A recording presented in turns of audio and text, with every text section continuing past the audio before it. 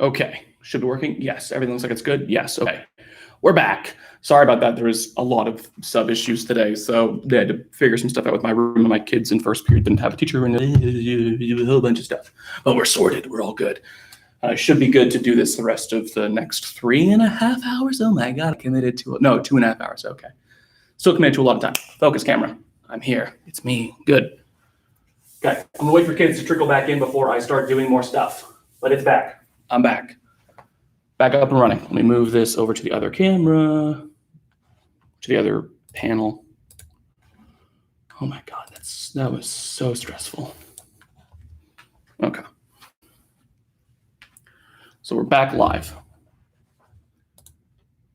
I've got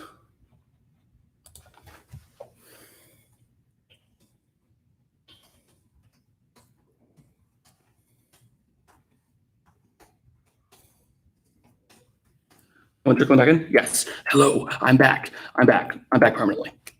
Where's my chat? Why can't I see chat on this? Is there chat not enabled? That might be a whole thing. Oh, maybe because it's made for kids, there isn't chat? I don't know. Chat should be enabled. Oh, it's disabled. Why is it disabled?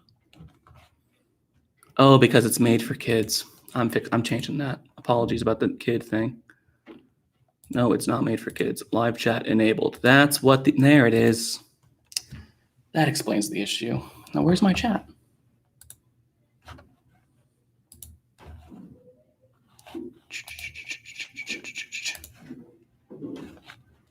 Huh, whatever. I'll just pull up the video on another screen and then just have it so I can see it on something else.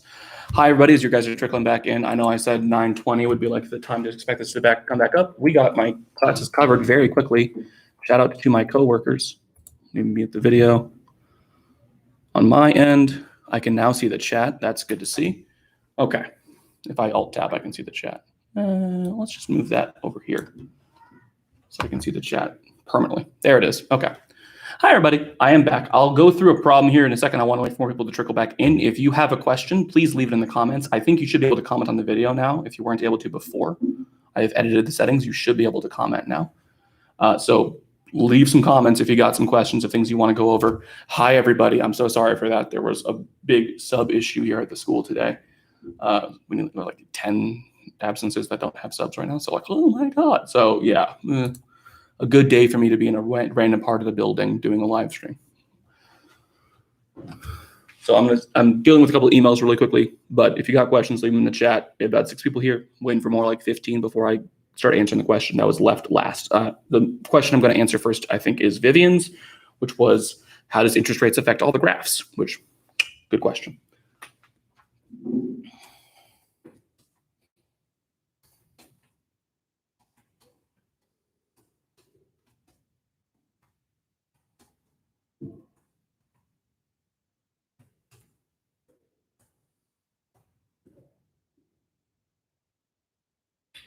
The Forex market. Okay, Stephen, I see that question as well. So Stephen, I'll make sure to hit yours after I hit the one that was asked by Viv. Let me keep refreshing the chat to see if one of you guys would post in the chat for me or refresh the page to see if you can post in the chat. I would greatly appreciate it just so I can see that the chat is actually working on both ends, because it should be enabled, but I don't see it on my streaming screen, but I see it on the video. So confusion all around. Hi, Koya, it works again. Koya can always comment in the chats. I'm not sure why she's able to comment constantly, but we'll take it. Koya asks good questions. Arjun, yeah, cool, awesome, great. Much appreciated. Okay, we're up to 7 videos. Okay, whew, that was very stressful. I had to like run back and forth across the building, and I was worried I'd have to take down all my setup. So that, oh boy, that was spooky. Okay, so I just did current and financial account. That's the balance payments accounts. Make sure that you understand what things are recorded in each. Net exports, net investment income, net transfers, any of the nets go into the current account, current net, E-N-T-N-E-T, current net, okay, cool. And the capital or financial account has assets, mostly financial assets, stuff like stocks and bonds and all that stuff. I'm seeing, yes, Lots of stuff in the chat. Okay, great. You guys can see this. Perfect. I was scared. Thank you guys. Much appreciated. All right. Tell your friends. Have them all hop on. Let's get everybody in here. Okay. That's good. I was scared I couldn't get comments from anybody, and you guys would all have to email me, which is a bummer because last year I had a bunch of kids from other states that were asking me questions, which was sick. Okay. Sequoia, Viv was watching with you, I think, because you mentioned Vivian's question. So I can start going through Viv's question, which was interest rates. Question mark? In terms of like, what all do they affect? What do they hit? How many graphs? How do they affect each graph? All of the terrifying, confusing stuff that has to do with the interest rates. Okay. So let's start with the first thing, which is that interest rates are on, quite literally on, two of your graphs. They are on the money market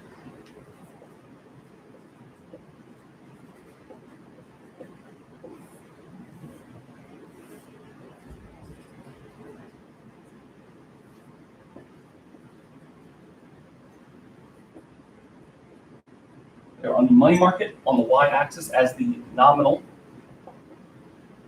interest rate, which is your interest rate that has not been adjusted for inflation. So it's just whatever interest rates people negotiated, basically. Like whenever you get a loan, you're not going to be like, tell me what the real interest rate is, Mr. Bank. And they're like, oh, we don't know how much inflation happened this year yet. It hasn't been this year yet. So you'll always be negotiating with the nominal interest rate. You get a loan, nominal interest rate. Your savings account, nominal interest rate. But even though it's not listed anywhere, because of inflation, there is actually a real interest rate. Camera, focus on me. Good. It worked when I yelled at it. That's weird. But the real interest rate is on a different graph. The loanable funds market, which is a normal looking supply and demand graph. You might see this if you review this on other websites that they say supply of loanable funds and demand of loanable funds. That is allowed. It is called loanable funds market. They also just let you write loans, and loans is shorter. So I do that. Real interest rate is the y-axis because the actual price of a loan is the interest rate. And you pay off loans over fairly long stretches of time. So when you're thinking about a loan, you should be thinking more along the lines of, yeah, my nominal might be really high on this loan, but because there's going to be, quite a bit of inflation over like 20 years to pay off a house or something, it's not that big of a deal. It's still a big deal, but it's less than you think. So I got these two graphs that give me different changes to interest rates that I can then use to apply forward to a bunch of other graphs. The most simple way the interest rates do change is through a manipulation of the money supply. That is your most frequent way to see a change in interest rates on technically either of these graphs. It is through monetary policy, actions taken by the central bank of a country that are meant to either stimulate or slow down the economy. Now, your monetary policies were the complicated stuff. They were like the confusing things where it's the reserve requirement, which scared you because you found out that banks don't have to hold on to all of your money, which it is big spooky. The second one is the discount rate, which nobody can remember ever, which is just the price of a loan from the Federal Reserve. I don't know why you guys struggle with that, but whatever. And the open market operations, the buying and selling of government bonds. Those three things are your monetary policies. If you see either of those three things, money supply changes. So let's hypothetical.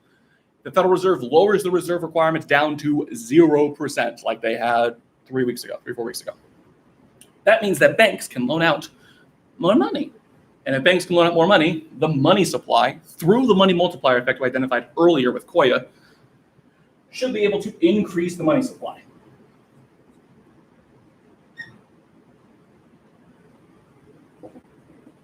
Because banks should be able to loan out more, and not just loan out more, but through the money multiplier effect, actually create more money in our economy by loaning out loans. They get you a higher quantity of money at a lower interest rate.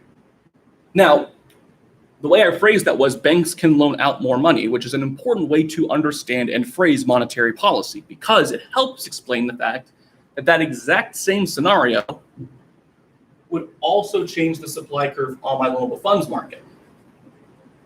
Because if we're thinking the market for loans, who's the person slash entity that supplies loans is banks. Banks are the supplier here. They're the ones who supply loans. So increase the supply. Oh, really quickly, guys. This is not because I want to make money because I don't have any ads on this.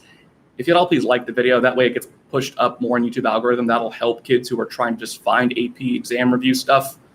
And then they get steered towards this, which I think is pretty good. So I'm not asking for likes because I want to get money. I don't get any money off of it, but because it'll help boost the video in the algorithm, it'll help kids find the video faster. So like it if you can. That'd be great. If you're already subscribed, that's fantastic. You don't have to subscribe to my channel anymore. This is the last video you do have to watch of me doing econ stuff ever. So, all right, higher supply on both. Thank you guys, much appreciated there. A lot of you guys were liking the last video too. I don't want kids to be like, wait, there's only like one video here and it's only 40 minutes. What the hell happened? It's like, no, watch this one. This is the one you should be watching. Okay. Higher supply on both gets me lower real interest rate or lower nominal. Both are low. That's good for people like me and you, borrowers and spenders. So this is where the first major interest rate thing that happens comes from. For both of these, and for the general logic of a monetary policy, is you are trying to stimulate or slow down your economy. Well, we have one graph, more so than any others, that is the graph of our economy. And that is the aggregate demand, aggregate supply graph. So the first graph that gets really affected, it's the graph that is most affected, I would say, by interest rates, is the aggregate demand, aggregate supply curve. The question that Vivian had asked was, can you show how interest rates affect a bunch of our graphs? I'm sorry, the camera always unfocuses when I turn my back to the camera. It has to like refocus on me, I apologize. So I'm going to go through all the graphs that get hit by the interest rate stuff and show you how. Those first two graphs are just graphs that will change the interest rates that could then affect these other graphs. So it's a very common FRQ thing to see is like a multi-graph problem where they go from either money market or loanable funds market to any of these. Aggregate demand, aggregate supply graph, plain and simple. SRAS. Aggregate demand, real GDP, and price level. I'm graphing everything today as if I was you on the FRQ version of the exam, meaning I am not abbreviating things that I would otherwise kind of normally abbreviate. So like my axes on my graphs just came up in those Super Saturday. I'm not going to abbreviate my axes kind of ever. You could do RGDP. You might get away with PL. Just label it. What are you doing? Don't make it harder on yourself. Okay. So let's say that in that previous problem, the Federal Reserve lowered the reserve requirement. So let's make that make sense. What scenario would it make sense for the Federal Reserve to lower the reserve requirement by that much? What economic context would make sense for them to try and pursue that type of economic policy or that type of monetary policy? Well, that policy was an expansionary monetary policy because it increased the money supply. Those types of policies are most appropriate during class recessions. So I'm going to draw a recessionary gap here. Okay. So this economy is in a recessionary gap because my current equilibrium is behind the long-run aggregate supply. We said on our drawing that the interest rate dropped. It went down because of an increase in the money supply. Banks had more to lend, and if they can lend more, they don't have to charge as much for a loan, so interest rates go down. How do we get from here to here? Investment spending.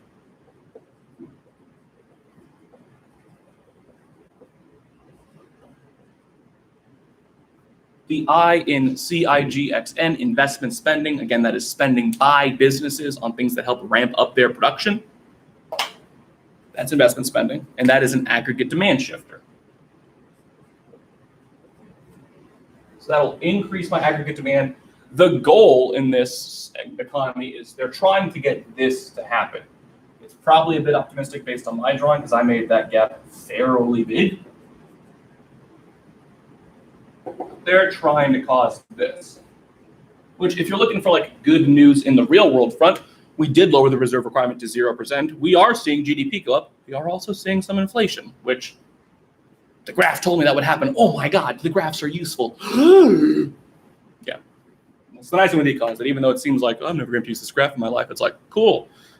The Federal Reserve just did a thing. What should happen? Well, I should see inflation go up. It's like, cool. So what's happening right now? Well, inflation's probably going up. Oh my God. I know what's happening in the real world. It's cool. So increase AD, lower interest rate, higher investment spending. That's the most obvious one. That is your biggest indicator. That is your most obvious shift. That is the thing that you can guarantee is going to happen when you change interest rates. Is that investment, because they are inversely related, is going to go up. Now, the inverse relationship there, let's make sure you understand it. Investment spending is spending by businesses on things that help them produce more. This is typically like big purchases of things like capital, technology, factories, a lot of workers, stuff like that. Most businesses take out loans to do that. They plan on paying it back using the profit they make off of those things, but they're taking out a loan to buy it initially. So when interest rates go down and loans get more expensive, businesses are like, ooh, now's a good time to expand. We can get a nice, good loan for cheap. Sick. Let's borrow a bunch and spend a bunch more. That's the idea for that one, in case you're getting stuck. Okay, the next graph. Because it affects aggregate demand, you should always be aware that if I'm ever changing anything on this graph, I can always ask you this. Phillips curve? What about on the Phillips curve? Oh my God. Okay, well, I'm actually going to draw this entire situation on the Phillips curve. Let's do the whole dang thing. Can you see this part of the board? Yeah, you can see all this. Great. All right, I'm going to use it. So my Phillips curve, unemployment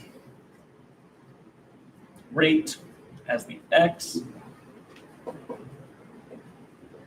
inflation rate as the Y, the short run Phillips curve SRPC, and my long run Phillips curve LRPC, which is at the natural rate of unemployment. Put UN for natural rate of unemployment. That's what I do. Up to you on how you want to do that. And then we've got whatever this inflation rate was supposed to be. Actually, I'm not going to draw this dot yet. Only because I'll leave that for now. So what I want first is, use purple for it. I want to have that dot on this graph in the right spot. I'm in a recession on this graph. These two graphs are of the same thing, our economy. They're just using different axes and different sort of lenses at which to view it in. But on both of these graphs, I should be starting in a recession. Well, a recession on my Phillips curve graph does look like something, because a recession is a period of time of lower GDP than what you would like, which means it's a period of time of probably higher unemployment than you would like. So like here, call that point A. I'll call this point A to make myself a little easier. Is the same thing on both graphs. At this point down this curve, at whatever that level of unemployment, whatever that level of inflation are, that'd be my recessionary gap on my Phillips curve. If you have a question over what I'm doing, chat. Use the chat. If there are comments on these videos, I might be able to see them actually. Let me see if I can scroll down and see comments. Let me refresh this. I can see the likes. Oh my God, guys, you like me? What? I did tell you to do that, so thank you. Scrolling? No. Okay, cool. So I've got, that's my recessionary gap on my Phillips curve, because if I can draw it on this graph, I can draw it on this graph, because they are mirrors of each other. They are staring right back at each other.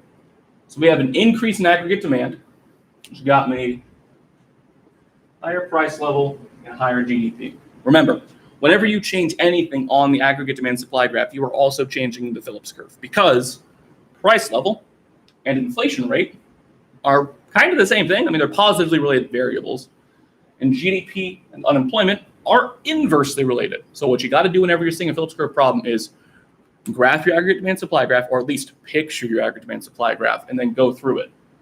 Higher price level, so higher inflation rate. Higher GDP, so lower unemployment rate. I need lower unemployment, I need higher inflation. I'm starting at point A.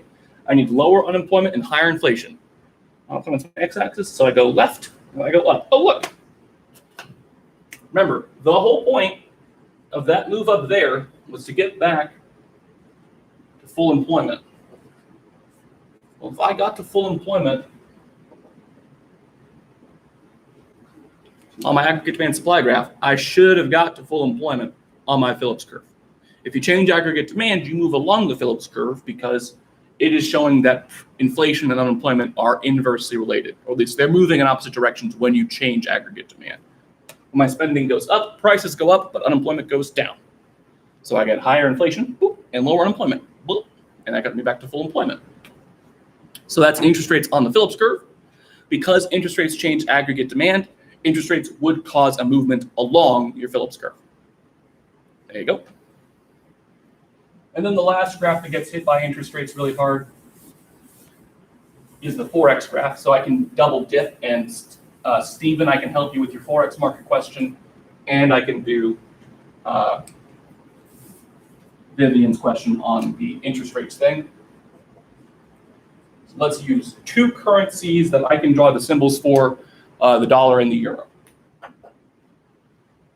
So on a Forex market question, on an FRQ, they'll often only ask you to actually graph one of those. So that's a nice little relief for some of you guys worried about drawing too many graphs. They'll almost always only ask you to draw one, but you should always be able to draw both Forex markets, one for each currency you're talking about.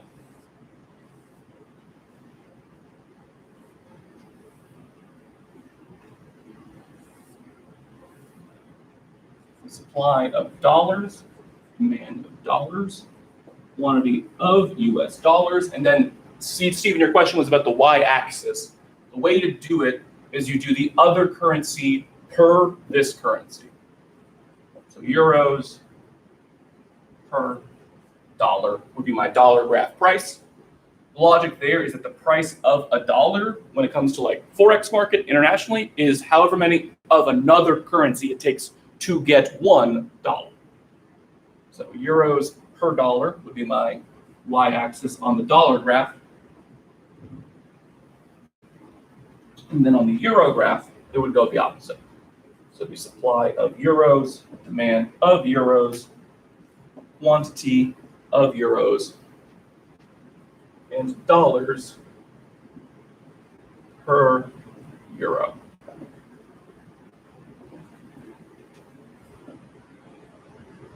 On equilibrium, price of equilibrium.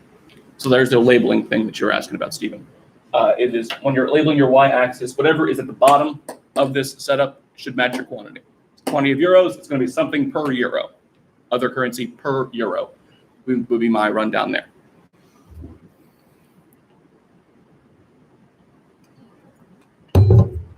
Okay, so a Forex market problem would involve the interest rates because, and this is different, this is going to get kind of confusing here for a second. If your interest rate went down, your foreign investment, which is different than investment spending,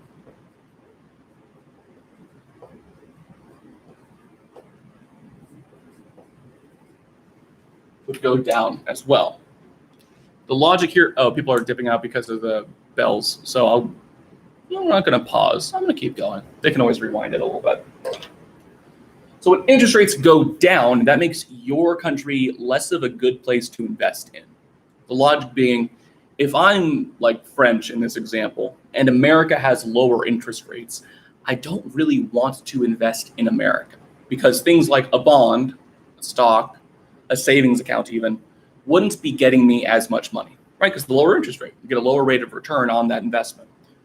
So as a foreigner, I wouldn't want to invest as much in the US. If you're used to thinking like, doesn't interest rates go down mean you can spend more? So why wouldn't they want to spend more here? Interest rates going down mean you can spend more because you can borrow more money. It's not like French people are emailing Wells Fargo for a loan, right? Like it doesn't work that way. You don't typically borrow money from other countries. So interest rates going down don't encourage people from other countries to borrow more from our banks, really. You don't borrow money from other countries because they'd be borrowing US dollars and that's kind of useless. So lower interest rate means they do not want to invest in here as much. Now, usually how we phrase interest rates when it comes to a Forex market is that we typically think the people will want to invest where there is a higher interest rate. So you could tackle this problem in one of two ways. You can always tackle a Forex problem in different perspectives. So if I go America perspective, if I'm like saying, I'm an American, what would I do here? Our interest rates are lower. Let's say that they are lower than France's are, because France uses the euro, and I know that. So let's say that ours are lower than France's. Okay, well then where would I rather invest my money? Would I rather buy an American bond or a French bond? Well, probably a French bond because I get that higher rate of return on it. So I would want to buy a French bond more, which means I would want the French currency, the euro, more. Because if you want to buy that French bond, you're going to need the French currency because the bond is going to be priced in euros. So you having, X amount of dollars to pay for it isn't particularly useful. You're going to have to swap. Even though you, like individual you, won't have to do the swap yourself, it's still going to be a part of the transaction that your money is going to be exchanged for the other currencies. There's a higher demand for euros if our interest rate is lower. So I'm just going to make sure I say that this is US interest rate is going down. So they won't want to invest as much in us. We'd want to invest in them more. So there'd be a greater demand of euros. And this is always the part people have a hard time with, I think. We would be supplying more dollars internationally. Because the thing you got to be aware of with this graph is that the supply of dollars and the supply of euros here isn't the amount of those currencies that exist, like, period. They're the amount of those currencies being supplied internationally. So if we want to go buy those European bonds, we are going to be pumping out, and I mean out like literally out of the country, US dollars. So there will be a greater international supply of dollars. There's more dollars floating around outside of our borders because we're going to want to be investing more in France. So demand of euros goes up, supply of dollars goes up. I get a higher value of the euro. I get a lower value of the dollar. So that's how interest rates affect the Forex market. I mentioned that there's another way you could have solved this. If you went European perspective, if you're like, I am French, I love baguettes and coffee and wine and being mean to tourists, which is mostly true in Paris. Lots of other parts of France are very chill to tourists, but Paris is very not cool to tourists a lot of the time. Been to Paris. It's fine. They just get annoyed, which makes sense. It's a place a lot of tourists go to. So if I was French perspective, I would think America's interest rates are lower. I don't want to invest as much in the US. I was thinking about buying an American bond, but they have lower interest rates. I don't really want to do that anymore.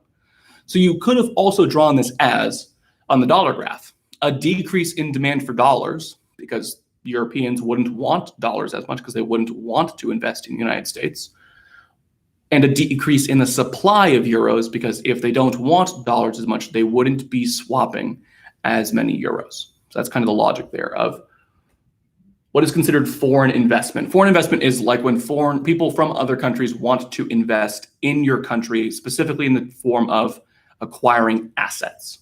Josh, good question. It's like buying a bond, buying a stock, something like that. It's not investment spending. It is them trying to make money off of interest rates.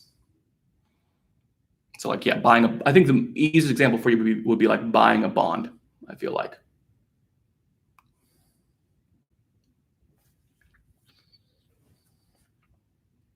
So higher demand, higher supply. Yes. Okay, cool.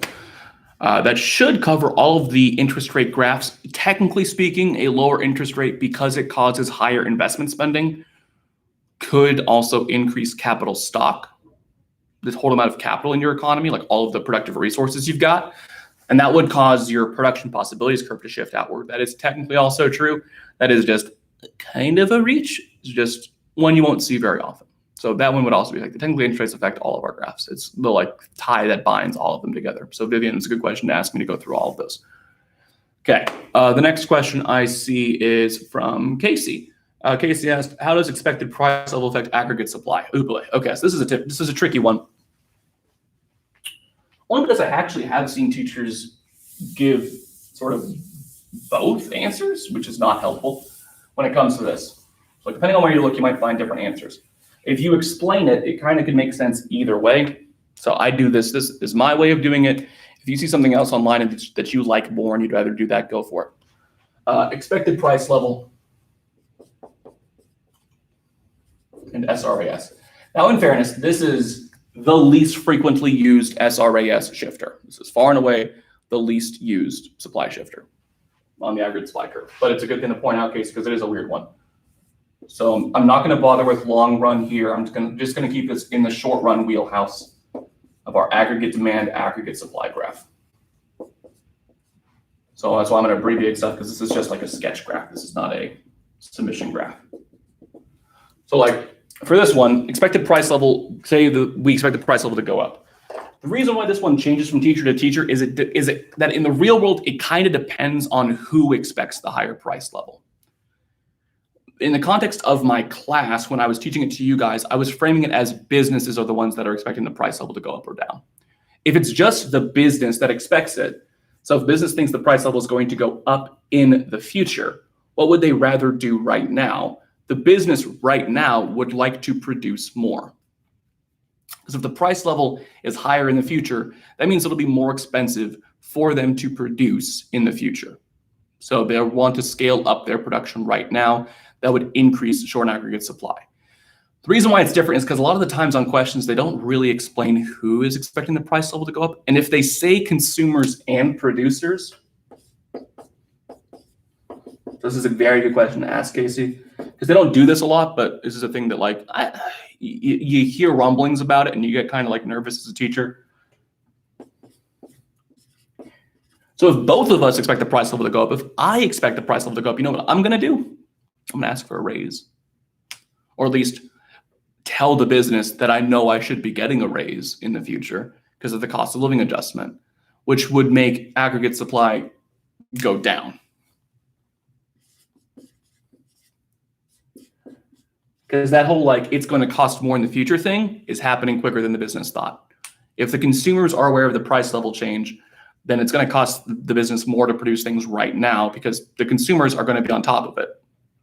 They're going to be asking for a lot of help. So the supply would drop if they expect the price level to go up now. So if you look it up and you've seen like this and you're like, that goes against what our notes said, Mr. Ricci. Yeah, because in our notes, I was always framing it as producers are the one expecting it. If it's just the producers, then they can cheat it a little bit. If it's just the producers, then they can kind of take advantage of our ignorance quite a bit. If it's just saying there's an expected increase in price level and they don't tell you who is who, I've always assumed it was producers, but pick whichever answer works for the question. I would tell you it was probably your best bet. It is very tricky. Casey, I'm glad you asked about it. It is one of those weird things that I forget to mention because it's just one of the weirder things to explain. And whenever you guys have a test, I don't want you to get stuck on it. And if they were to ask about this, it would be maybe just one multiple choice question. I haven't ever seen them use it as the shift thing on the FRQ. Probably because of the confusion. I bet that it's because of the confusion that they don't ask you guys to draw it as a FRQ. The nice thing is, if you drew it wrong on an FRQ, say they were looking for this, and you drew this,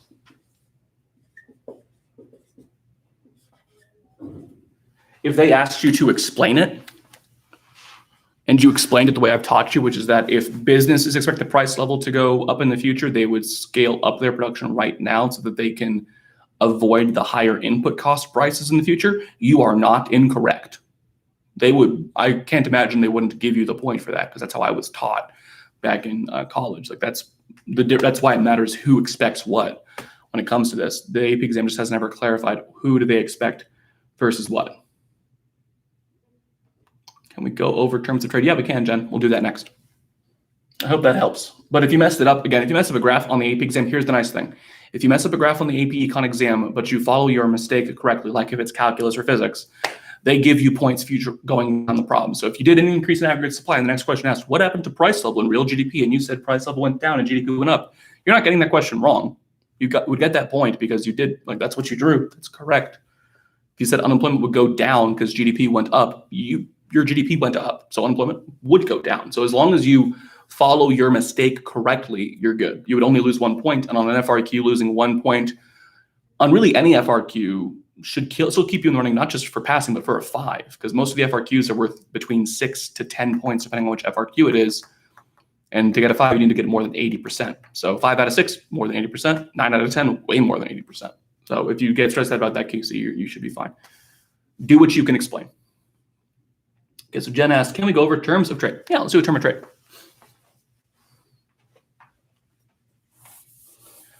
Let's do a terms of trade problem. You gotta love them.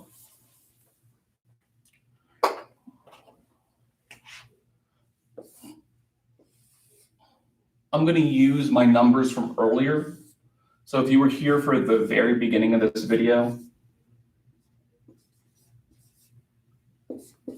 then you would have seen me do a comparative advantage problem. I didn't do terms traded in that problem. Emma, I probably should have. That's my bad.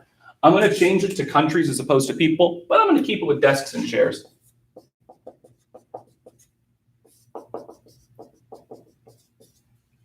The nation of Texas. Yes, Texas has seceded from the United States. They are now an independent nation. And the nation of California, which has broken off and become an island country because of too many earthquakes. They only make two goods. They make desks and chairs. They're both not doing great. It's a tough deal for these two states. Yeah. So Texas can make 20 desks, 10 chairs. California can make 30 desks, 10 chairs. If you're going to accuse me of bias because I'm from California, how dare you? Also, that's accurate. Go Lakers. Okay. This is an output problem because I'm telling you it's a number of things being produced. I already had calculated the opportunity costs before.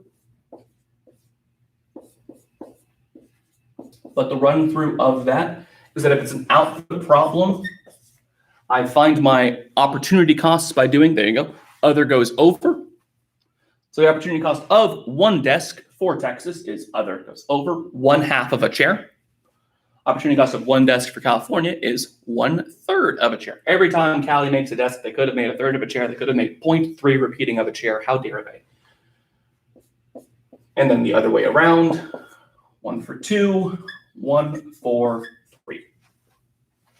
Those are my opportunity costs. So I got these opportunity costs. Now, let's say a question asks, what would be a possible, chair's in the way now, but I can sit down. A possible term of trade for one chair. What would be a possible mutually beneficial trade for one chair here? Multiple choice question. Don't do what I'm about to do. Look at the table.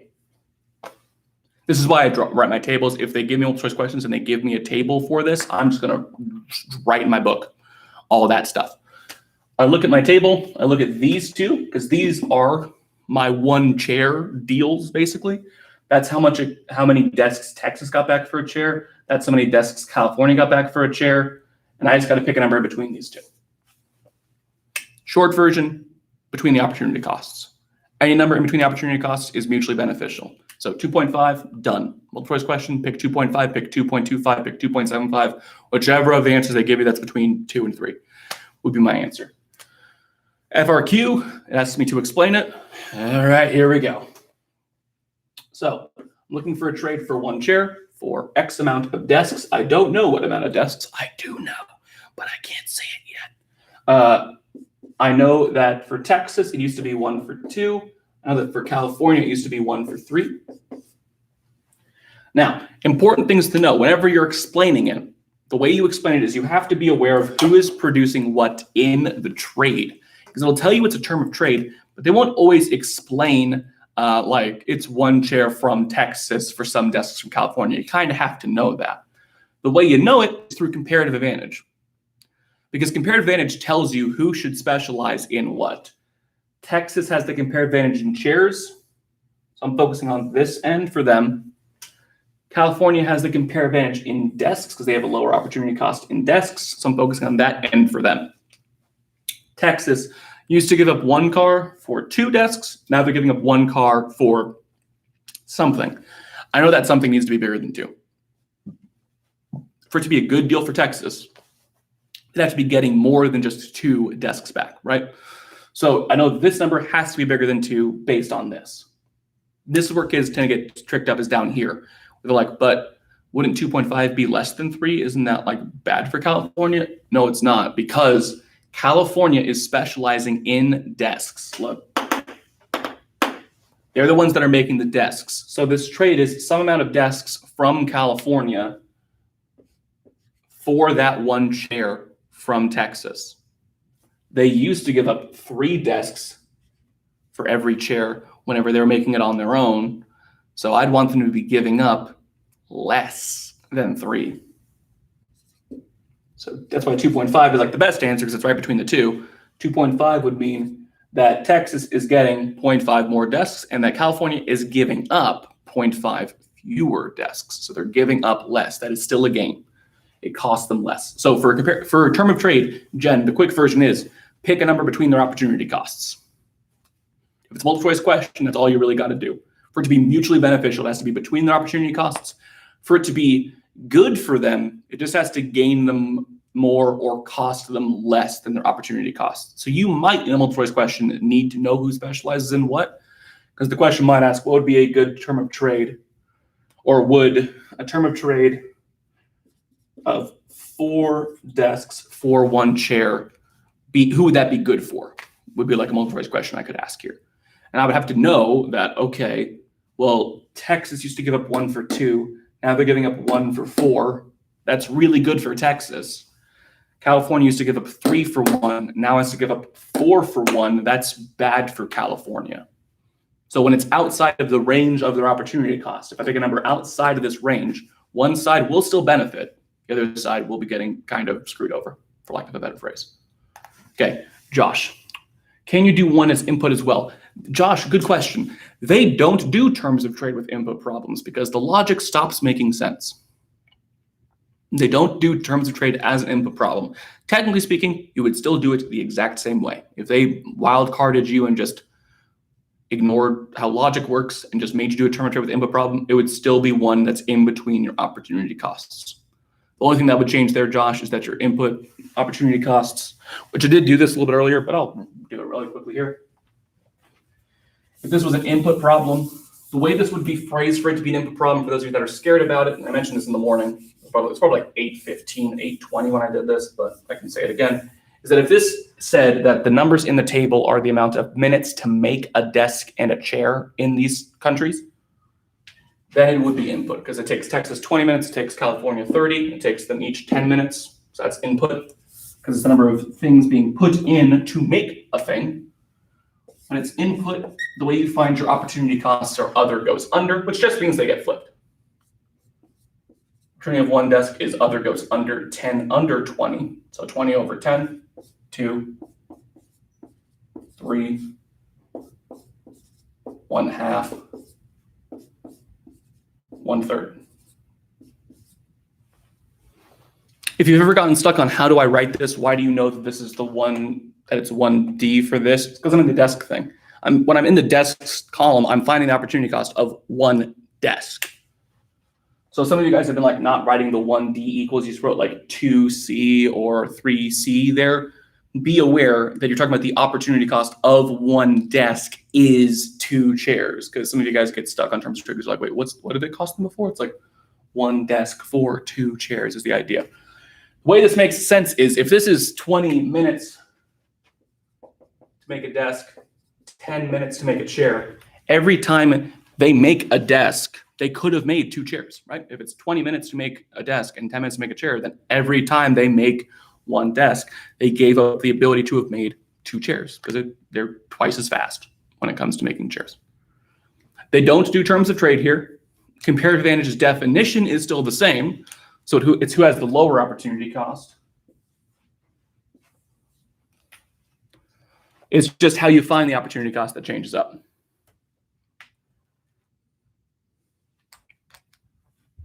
One sec, guys. I'm going to answer a couple emails. Parker and Mariana.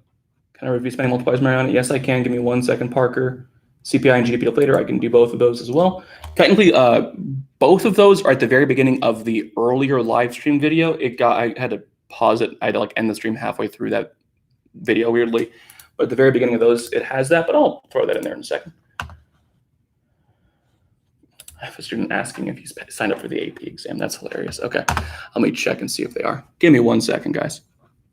But yeah, I can do multipliers and then the CPI and GDP deflator stuff very quickly. Yes, I can get to those. Give me 1 second to check on the student's AP exam registration status. I love when kids are asking me the day of the exam. Hey, am I signing for the AP exam? What? How do you not know? That is not my job, but okay, I'll figure it out. Let's see. Apologies, I am doing work and helping you at the same time. It's inconvenient sometimes. Give me like a minute. This shouldn't take very long to see if this kid is signed up or not. I don't think they are.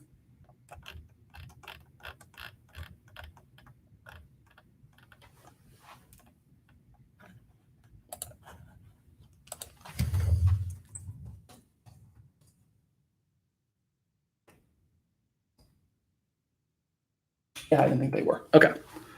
So the question was, can you do spending multiplier and then the CPI and GDP deflator formulas? Yes, I can do both. That's very easy. That's all stuff I can do in like less than a minute. Okay. Spending multiplier. I go over the graph, just the base model. Oh boy, Union. I can do them really fast. If you're looking for a full deep dive on each graph Union, I did a video, a Super Saturday, 2 days ago that has me going in detail through each graph. So if you want to get a little more detail, go for it. But let me grab these two questions first. So the spending multiplier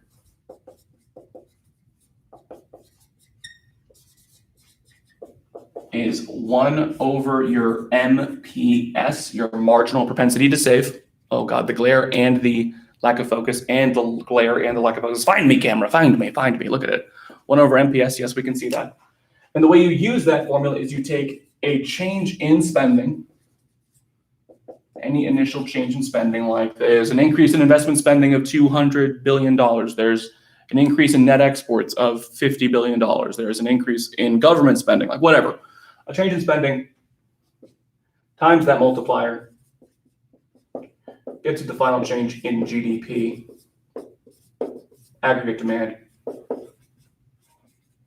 or income. Be aware, this is a thing they do occasionally, that they can do. I've shown you guys an FRQ like this before, where they connect this formula to our aggregate demand supply graph through the positive and output gaps, the recessionary gaps, stuff like that. Because they could say like, the recessionary gap is $200 billion. How much should the government increase spending by to close that gap? The gap is on your x-axis, which is GDP.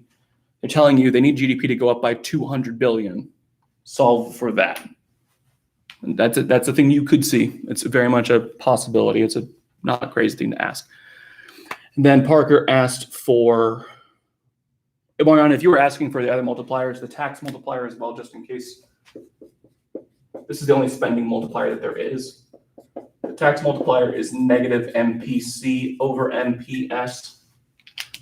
And again, you would basically just use this formula for the tax multiplier, but instead of it being a change in spending, it's a change in taxes. And instead of the spending multiplier, it's the tax multiplier. But it's the same exact thing logically. Okay, the CPI and the GDP deflator formulas that Parker was asking for. Oh yeah, I should just use black from here on out. What am I doing? The red is going to look really hard to see with the glare. Parker, it's a good thing to ask about. You having to do the math for CPI would be like a one question thing on the test, but you know, let's just cover it. Is the price of a market basket in the current year over the price of the market basket in the base year times 100. For them to ask you to calculate CPI, they have to give you what the market basket is. Either straight up just tell you the price of it or tell you enough that you could figure out the price of it. I did an FRQ like this on the Super Saturday video that had us, that was like the only time I've ever seen make you do a CPI calculation on a multiple choice question, on a FRQ. But yeah, they gave you enough to figure out what the market basket was. Like the market basket is 10 apples and 4 oranges, and it had like a chart of how much those cost. So you said to find how much 10 apples and 4 oranges cost in the current year, and divided by how much 10 apples and 4 oranges cost in the base year. That's all you had to do, times 100. GDP deflator.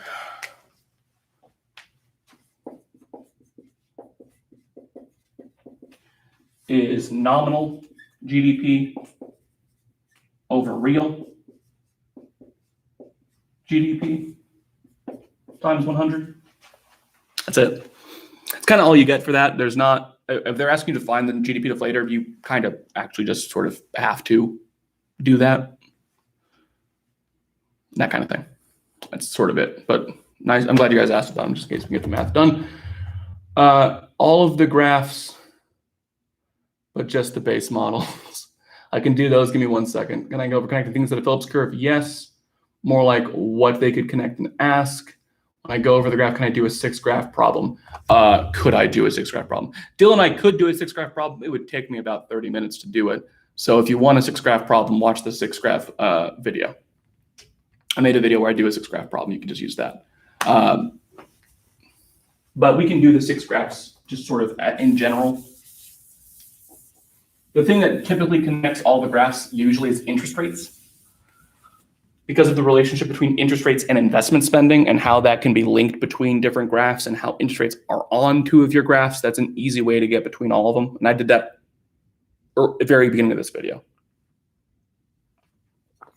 Very beginning of the live streams when I did that. So the 6 graphs. Technically it's 7, but the regular old supply and demand graph, they don't really ever ask you to draw on an FRQ. So graph number 1, the PPC. That or that. That's terrible, but it's not wrong. The PPC will be drawn one of 2 ways, either a bowed out curve, which means that it has increasing opportunity cost, or a straight line, meaning it has constant. If you're wondering, what are the axes, Mr. McRitchie? Depends. It's whatever 2 goods they're talking about. On a typically, like the sort of default setting is like consumer goods and capital goods. But the question would tell you what to put on your axes for a PPC.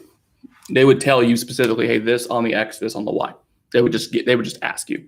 The way to tell which of those do I draw is if they tell you, if they say increasing opportunity cost, the curve, because the slope is getting steeper, it's increasing. If they tell you constant opportunity cost, the slope is constant, draw it linear. The other way to tell would be if the 2 goods that are being produced by the country have very similar resources. I use pizza and calzones in class as the example. It should look like that. If the 2 goods have very different resources, it should look like that. Shifters in the Phillips curve when to move the whole line. Yeah, when I get to the Phillips curve, guys, there's a lot of questions on the Phillips curve. I'll make sure to go to the Phillips curve a little bit more in detail. That's fine. So number 1 is PPC, it's that.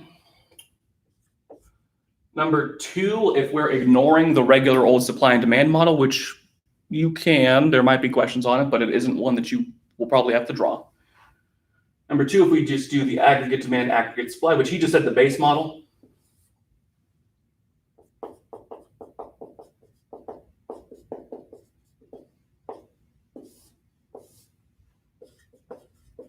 SRAS, AD, real GDP.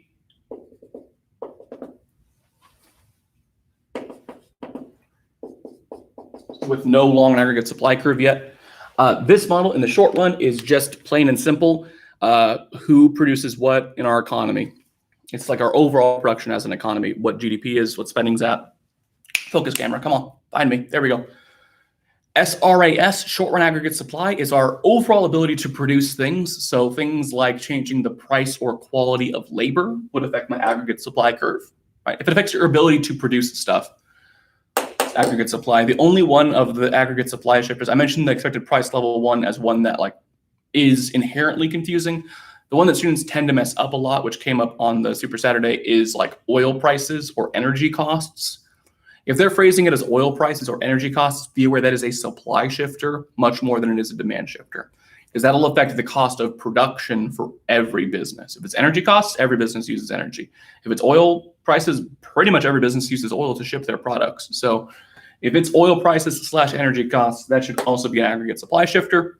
Aggregate demand, you should know this by now. CIGXN, consumer spending, investment spending, government spending, net exports. Your components of GDP make up aggregate demand, because aggregate demand is based on our overall ability to spend.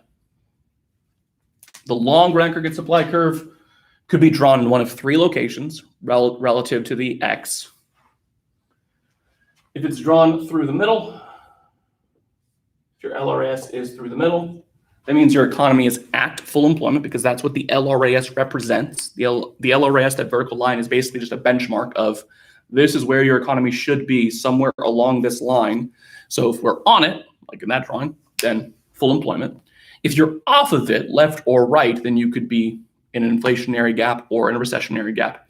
If you're not in my class, that could be called a positive or a negative output gap as well.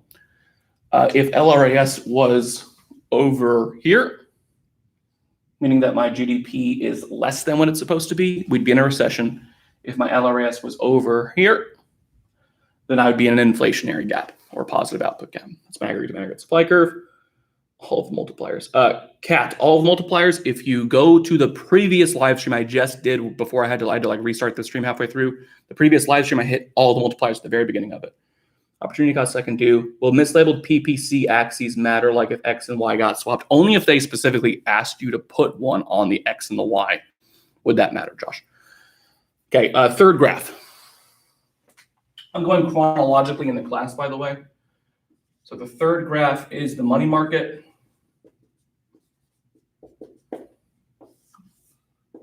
Vertical supply curve, supply of money. This is the money and D-money graphs for only really two people in the call who actually care about that. But for Josh and Dylan, there you guys go. It's the money and D-money graph. Supply of money, demand of money, quantity of money. And then the y-axis here is nominal interest rate.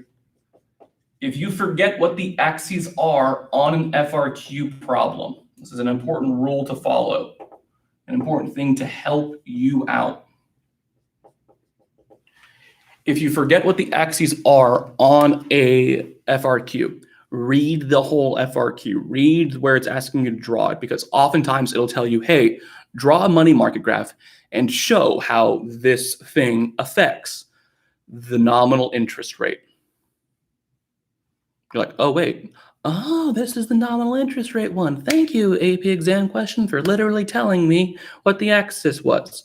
It's always some type of price on your Y, some type of quantity on your X. Interest rates are the price of a loan. Look at the question. It'll often tell you. The money market, the money supply here is the amount of money in M1 in our economy. That is currency in circulation and money in demand deposits. It is affected by monetary policy. So if the Federal Reserve is doing anything, if the central bank is doing anything, money supply is changing. You'll have to know enough to know if it's increasing or decreasing. You got to know that when the Fed purchases bonds, that is expansionary policy and that it increases the money supply. Because the Fed's buying bonds, they're pumping more money out into the economy. So you got to know that. So we can review those later, but you got to know that. The demand for money, important to know, is how badly you want to have spendable currency. It's not how badly you want to have money, because that's infinite, but like how badly you want to have money in a spendable form at a given moment, as opposed to having it in an asset. Like a lot of you guys have a savings and a checking account and have more in your savings than your checking account. That tells me you don't have as high of a demand for money as you think. Because if you had a higher demand for money, more of it would be in your checking account where you can spend it. So the demand for money gets changed by things like price level, where if everything's more expensive, then I would need to have more spendable money. So the demand for money would rise. If you know what the lines represent, it tends to help you in shifting stuff every time. 4. Loanable funds market.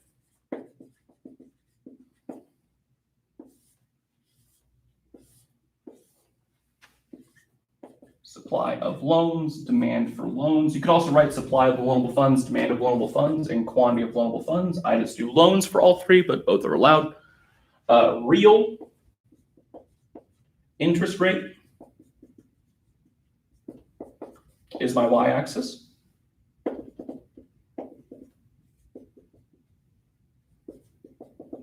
Okay. This one's kind of, I would say this one should be easy. It shouldn't struggle with it, but if you understand what it is, it's fairly easy to deal with. It is the market for loans.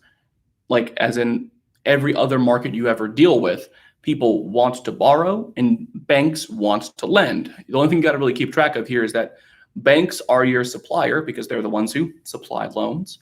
And anyone who borrows is a demander. That includes people, because like me getting a loan to go to college or buy a house or buy a car. Yep. Businesses, because they borrow a lot to like buy a factory, buy a bunch of machines, stuff like that. And importantly, the government. The government borrows a ton all the time because the government in America specifically loves running a deficit. Absolutely friggin' loves having not enough taxable income. So yeah, that's a pretty standard thing for us. So we see supply of loans, demand of loans. If there's like an increased demand for loans because the government needs to borrow more because they're deficit spending, demand for loans goes up. You got a higher interest rate, stuff like that. For supply of loans, be aware if it affects how much banks can lend, it affects the supply of loans. So when we see things like public savings goes up, people are saving more money, you should be realizing, oh, we save our money in banks. The supply of loans is going up. Yeah, because now banks have more to lend. All you're thinking of here is for supply, do banks have more or less to lend? For demand, do people, businesses, government want to borrow more or less, or need to borrow more or less? All that stuff, right? Like if they make college tuition free in the United States, demand for loans drops a bunch because people will not need to borrow as much. If they don't need to pay for it, don't need to pay to go to college, then they won't need to borrow to go to college. So demand for loans plummets. You get really low interest rates, which is cool. Almost done with all the graphs. You guys have posted a lot of questions. I do love that. You guys are starting to panic, which is good. Means you guys are thinking. 5, this is one I'm going to spend the most time on because I saw multiple questions about this, the Phillips curve.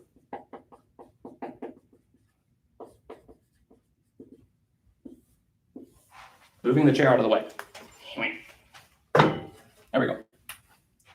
We've got unemployment rate as my X.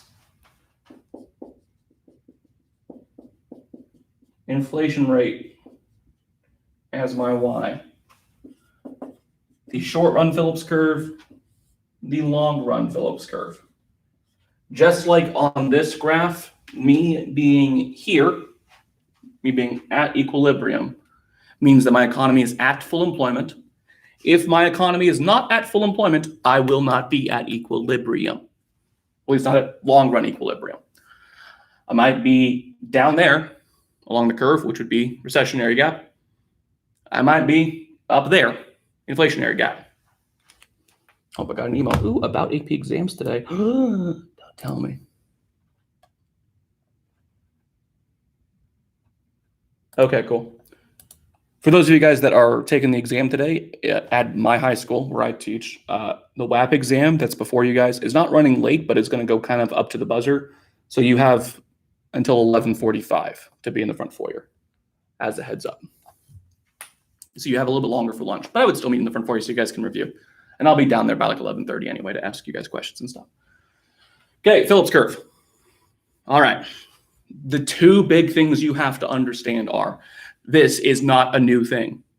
It's not that it's not make you feel dumb, but like this graph, the things we're doing on it aren't really new. It's just you hadn't thought about it this way before. Whenever I change anything on this graph, I'm going to show it on this graph as well. If I change aggregate demand, I move along my Phillips curve. If I change aggregate supply, short run aggregate supply, I will shift my Phillips curve. Practical example. Well, I'm going to do an example here because I got multiple questions about the Phillips curve. If I increase supply, if SRAS shifts to the right, I should use a different marker. This red one is not good enough. Screen one good? Yeah, it is. So supply shifted to the right, which meant that my real GDP goes up, my price level goes down. I'm pulling both of those off of this graph. As a heads up, pulled both of those off that graph. If real GDP goes up, unemployment rate goes down. Those are inversely related variables. You have to know that. If price level goes down, price level goes down again, inflation goes down. If price level goes down, then inflation goes down. So when you're doing a Phillips curve problem, what you are actually doing is taking a shift on your aggregate demand supply graph and showing it somewhere else. The way you do it is this. You figure out what happens to unemployment rate and inflation rate on your aggregate demand supply graph. You then show it on the Phillips curve. I need lower of both unemployment and inflation. I started at long run equilibrium there. I'm starting at long run equilibrium here. I need less of both, means I go like this way. If I'm moving off the line, I'm not moving off the line. I'm moving the line.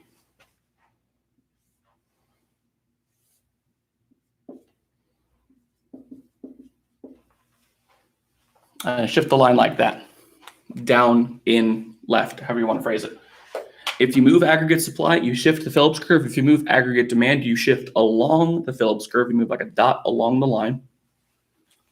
The easy way to do it, to save you a bunch of time from like a not having to write this every time standpoint, is you move in the opposite direction. If I shifted aggregate supply to the right, I'm moving my Phillips curve to the left. If I shift aggregate demand to the right, I move along the Phillips curve to the left. If I move on my aggregate demand supply graph left, I move on my Phillips curve right. The reason these x-axes are inversely related. GDP and unemployment are inversely related. So if I increase GDP, should get lower unemployment. So your x and y axis will be inverted. That should pretty much get you through every Phillips curve problem, I would say. And the Forex market, I did the Forex market a little bit ago for everybody who wanted to watch me go through a Forex market problem. I have already done that. So go back a little bit in the video, probably not an hour ago, that would have been probably like 40 minutes ago. And you'll probably see me go through it. Okay, what's the next thing I ever have to show? Nominal and real. What's the difference between nominal and real? As concepts, nominal just means that value in that year's numbers. So like if you checked your paycheck, that's your nominal paycheck. It's telling you what those numbers are in this year's numbers. Real takes those numbers and adjusts it for inflation. It says, hey, I know you're making $9 an hour, but since last year, everything got 2% more expensive and you got paid the same. Your wages didn't change since last year. You're still getting paid $9 an hour. You didn't get a pay raise at all because the pandemic was bad.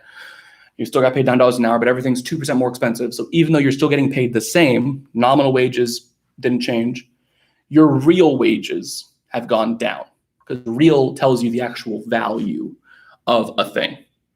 So when inflation goes up, that value goes down. Because if you're getting paid the same and everything else is more expensive, really, you're getting paid less from a value standpoint. It's like nominal GDP going up is cool, but that could have just been prices going up, right? If nominal GDP is, I just take the prices times the quantities and add them all up, prices going up matters just as much as quantities going up, but prices going up is bad. So nominal GDP could go up if you have inflation. Real GDP would not go up if you have inflation because it takes that out. It corrects for it. It adjusts it. It removes it from the equation. Will travelers' checks ever show on the test? They shouldn't ever show up on the test because nobody uses them anymore. If they did, the only thing you have to know about travelers' checks is that they are in M1. M1 is technically three things: currency in circulation, demand deposits, and travelers' checks. I don't know why they do this, but it's still there. Nobody ever uses them anymore except for grandmas, but it's fine. Can I go over MPC, MPS, AB? Just like what those are themselves, sure. Really fast. That takes no time. MPC, MPS, marginal propensity to consume and marginal propensity to save. I know I'm saying the word really fast. Marginal propensity to consume or save. There is technically a formula for each of these. It's rare that you have to calculate it. MPC is your change in consumption over your change in disposable income. MPS is your change in savings over your change in disposable income. It just tells you for every dollar you make, how much do you spend, how much do you save. If every dollar I make, I spend 80%, then my MPC would be 0.8, my MPS would be 0.2 because it's inherently given that if I'm spending 80%, I'm saving 20% because that's really all I can be doing with it. If you're saying, but what about investing? Investing is technically spending. You're buying a thing. It's a stock, but you're buying a thing. It doesn't count towards GDP, but it is a thing you're spending on. Saving means you're literally not spending it on anything. It's just in your bank account. Can you go over RIP, the income-based method to calculate GDP? Yeah, sure, that takes no time either. Stephen, okay. So I mentioned this in class to my kids on Thursday that there is like this other way to find GDP that I don't go over very often because on almost every question where they ask you to do this, you could also do the expenditures approach. But you can calculate GDP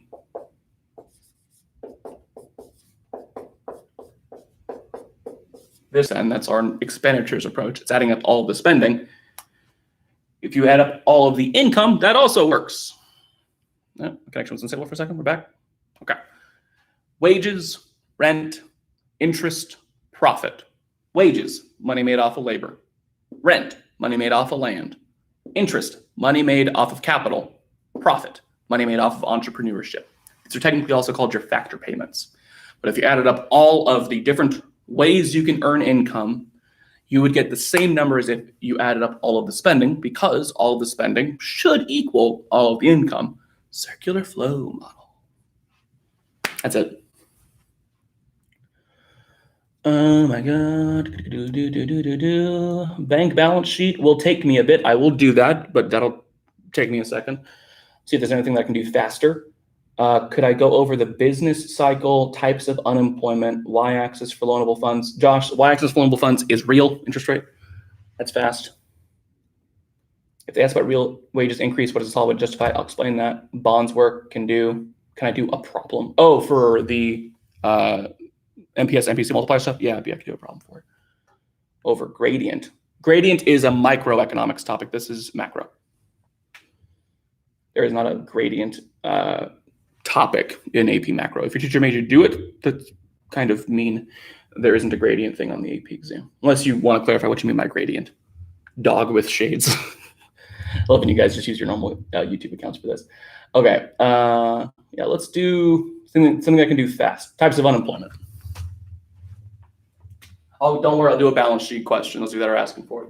It just takes me a while to do one of those.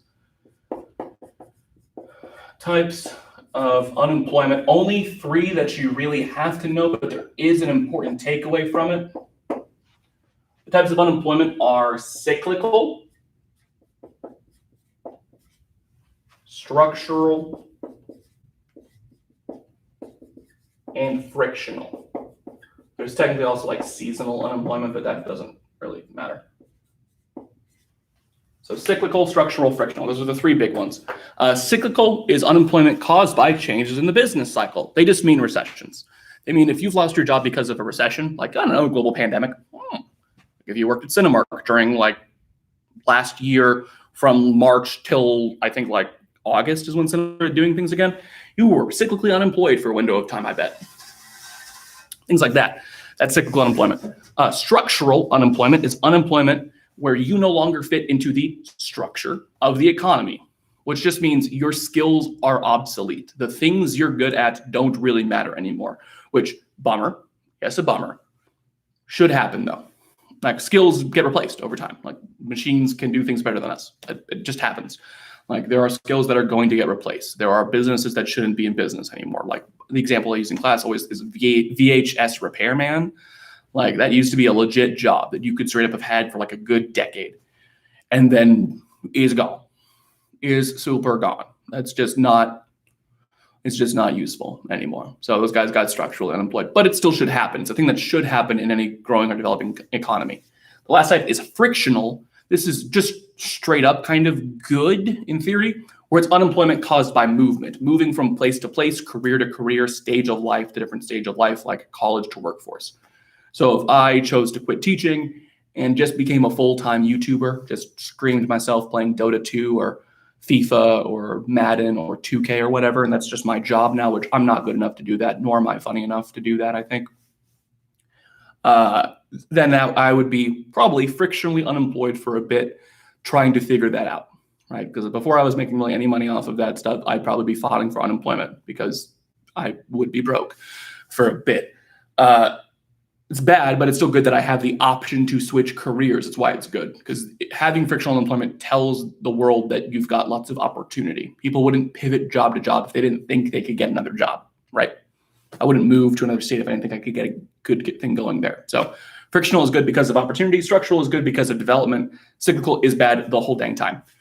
The only big things to know here from like an AP exam question standpoint, other than what they are, if you've got any cyclical unemployment, you're in a recession. End of story. Done.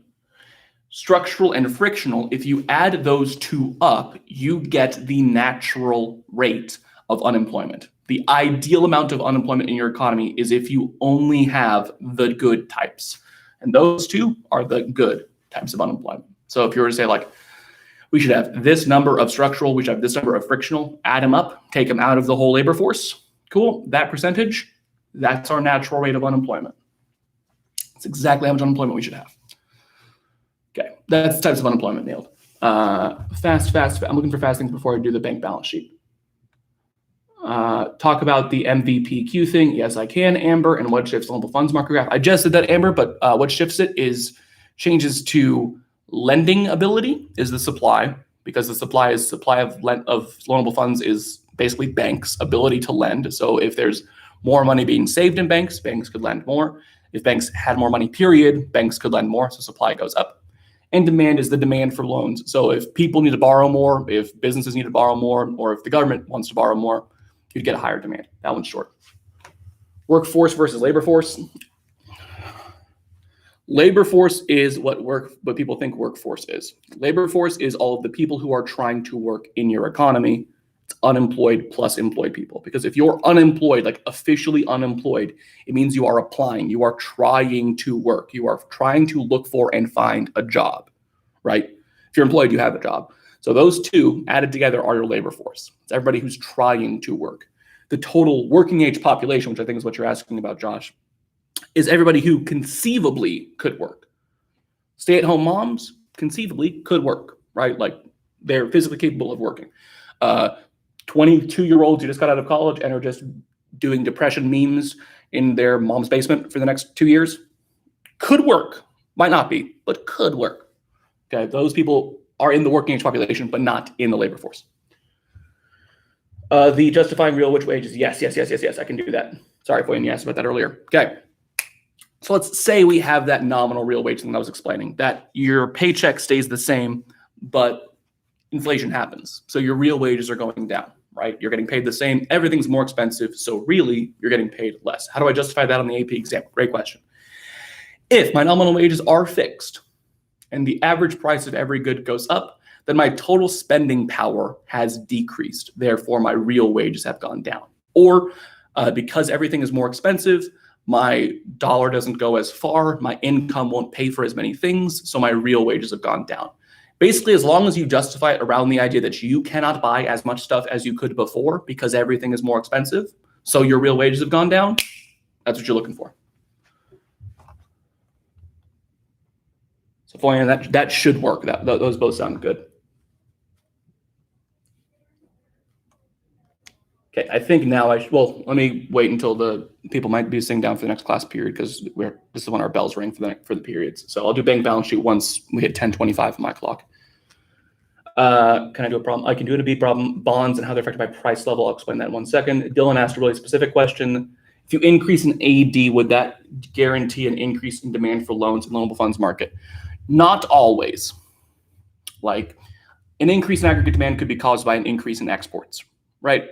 That's not going to affect our loanable funds market graph, because that has nothing to do with people borrowing money. That's just foreigners buying more of our stuff. An increase in government spending most of the time would cause an increase in demand for loans because of crowding out. Because if the government is spending more in America, like if they are increasing their spending, how? Like are they not taxing more? Because if they're not taxing more, they don't have money to spend. They're going to have to borrow to spend it. So demand would go up. For consumer spending or investment spending, kind of depends. Investment spending, you can oftentimes say, would cause an increase in demand for loans, but be careful. I would say, Dylan, the only time you should do that is with an increase in deficit spending. Loanable funds is always in reference to the private sector, correct? It can be. It depends on how your teacher teaches it. The AP exam actually accepts it both ways. They accept it if you treat it as just the private sector, or if you treat it as the entire economy, which is why you are allowed to increase the demand for loans if the government borrows more. You're also allowed to decrease the supply. If you were taught a decrease in supply is crowding out, that is also allowed. The AP exam has explained that you could do either, because they haven't clarified which loanable funds market they're talking about. So they actually allow for both. So if you were taught in your class by your teacher that a decrease in supply when the government is borrowing more, that's allowed for sure. That is absolutely okay. Yeah, you're not wrong to do that. Go for it. Both actually work. You do get a difference in quantity. They don't care. The AP exam has written that off as both are okay. I'm looking for more questions that I can answer before I do the bank balance sheet because my kids are currently in passing period. Let's do, Amber, your MVPQ thing. Yeah, let's do that. The quantity theory of money. This will take me a couple minutes to explain. Okay, Amber, there's two ways you can see this equation written, by the way. I have more recently seen it as M times V equals P times Y, but MVPQ is what I taught for my first 4 years of teaching. I only recently saw it as PY. So either way is fine. They both mean the same thing. Money supply, M, times the velocity of money, which is how quickly you spend your money, V, times price level, you know what that is, times real output, real GDP. So the concept is, if you take the overall amount of money in our economy and you multiply it by how quickly we spend the money, that should get you the nominal GDP. Because, and this is probably, Amber, the most important thing to make sure you know about the formula that isn't inherently in the formula, P times Y, or in your case, P times Q, equals your nominal GDP. That if you multiply real output by price level, it actually gets you nominal GDP.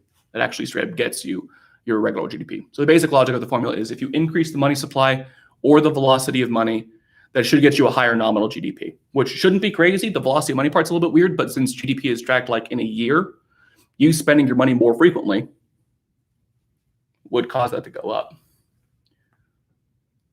That's the MVPQ thing. How would an increase in foreign investment affect the global funds market, Amber? It would increase the supply. Because if foreigners are investing more into our economy, that means more money is coming into our economy from other countries. And if there's more money in our economy, that should mean banks will have more money. So higher supply on global funds market graph. I'm gonna do the bank balance sheet here in about a minute. Crowding out, I'll do the crowding out right after the bank balance sheet because that'll also take some time.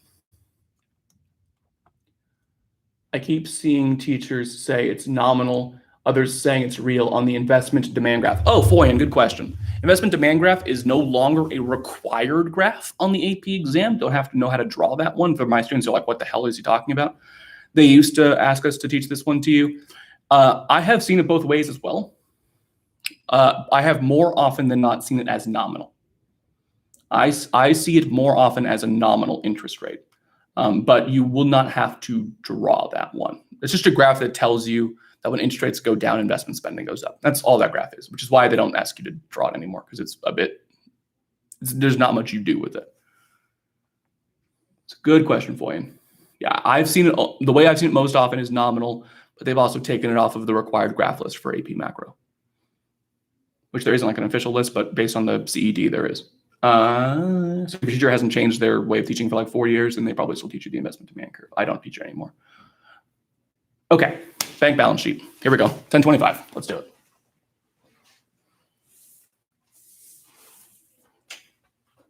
All right. A bank balance sheet compares a bank's assets and their liabilities.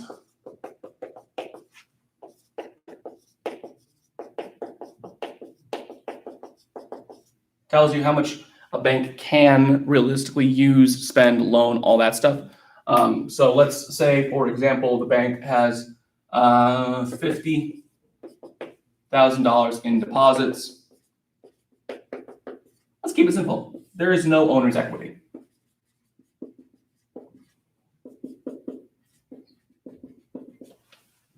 The owner of this bank has put no money into it. From an asset side, let's say they've got 5K.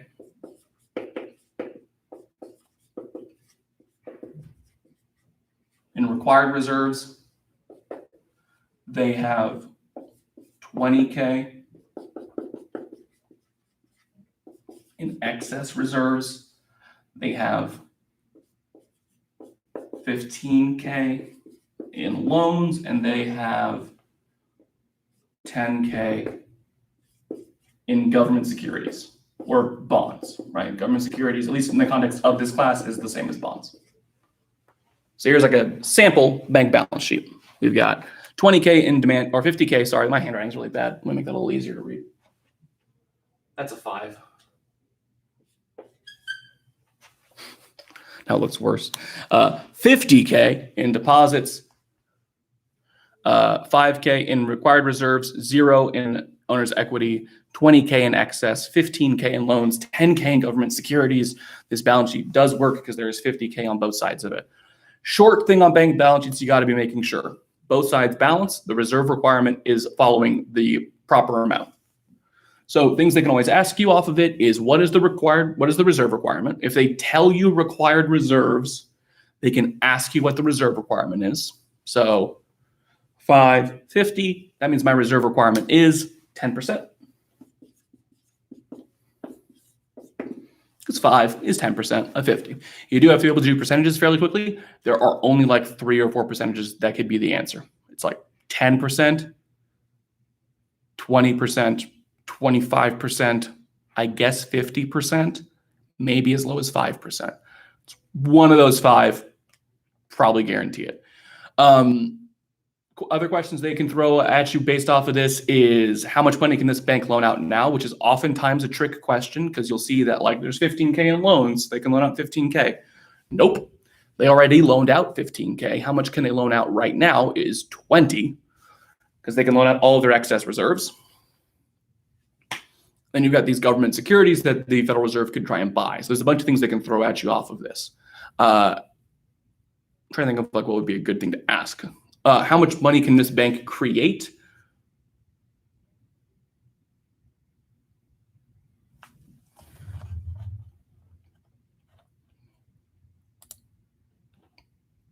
I don't know who that is. I don't really care. Okay. But when we're going through this problem, let's make sure that we're clear on it. If you change anything on right side, you change anything on the left side. Because the left side is what they're doing with the right side's money. So if we go through like a hypothetical where we say that someone withdraws a bunch of money from this bank, say they withdraw 10K, say that there's a withdrawal of 10K.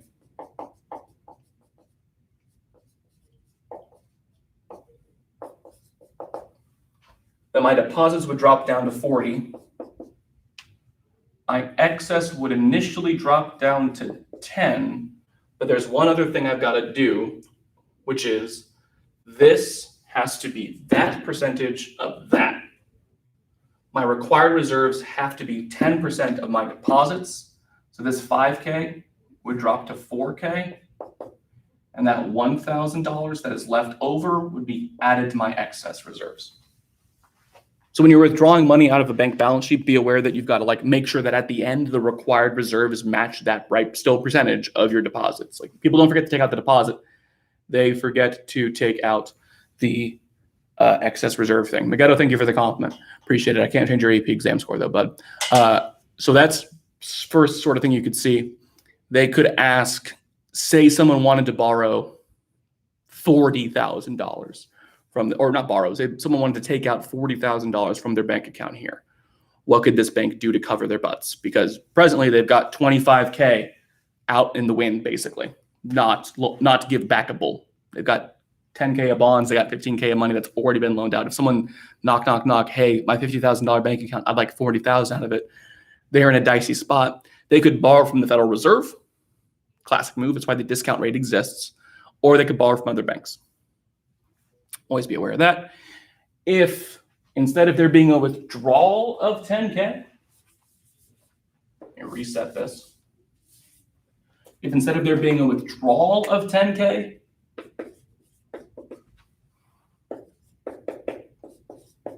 say that the Fed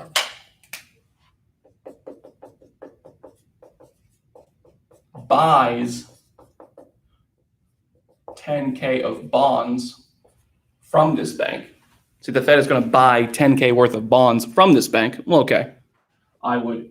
This 10K of securities is how much in dollar value of bonds this bank has. They would then have 0 because the Fed just bought out all of them. But the Fed gave them something for the bond. They gave them money and they gave them 10,000. So my excess would be raised to 20. So when the Fed's buying bonds, be aware that they're kind of like converting it. How do you know the reserve requirement? How do I know the reserve requirement? Because I have the required reserves and the deposits, and the reserve requirement is the percentage of your deposits a bank holds in their required reserves. So I know that since 5,000 is 10% of 50,000, our reserve requirement has to be 10%. Question for you. Go over the Unit 6 AP Classroom FRQ question. If it's the progress check forward, let me know. There's multiple FRQ practices I've given out to you guys. But that's pretty much it for the bank balance sheet in terms of everything I can throw at you with it. Would that new money not become part of the liabilities? Oh, good question, Parker. With the Fed buying those bonds. No, it would not, because the bank is not liable for that $10,000 now. The bank was straight up given to the bank in exchange for the government securities. It was not a deposit, is the way to think about it. If it's not a deposit, one, none of it has to go into the required reserves, and two, it's not a deposit. So that ain't changing. Good question. The review one. What's the title of it, Ford? Progress check. Okay, got it. Progress check. Thank you. I can check that. Give me 1 second. They don't always give you the reserve requirement, MM. They don't always give it to you. They can ask you for it off of this. If they tell you what the required reserves are, you can figure it out very easily. I know I got to do crowding out. Yeah, let's do the crowding out thing first, and then I'm going to hit Amber's question on CPI limitation. Okay. So crowding out is a lot of things all at once in terms of content.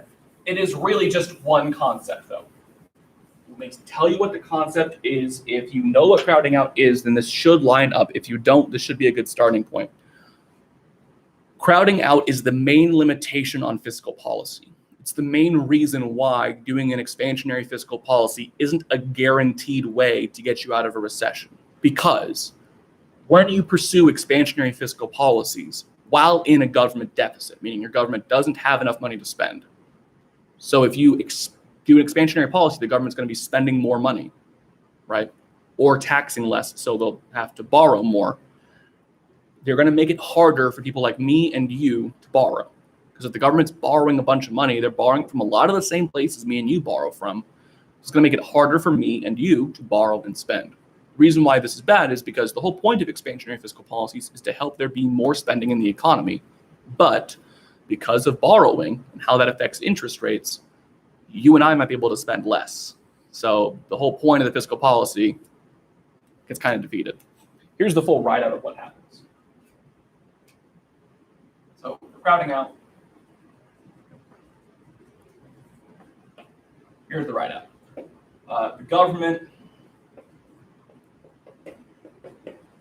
is in a deficit or engages in deficit spending.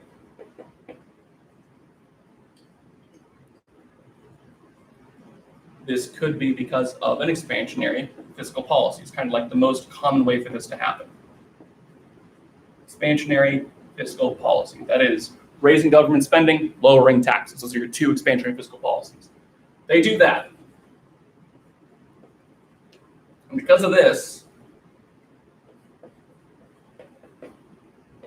the government borrows more. If the government borrows more, and this is why crowding out's hard, because it's like a multi-step thing. If the government is borrowing more,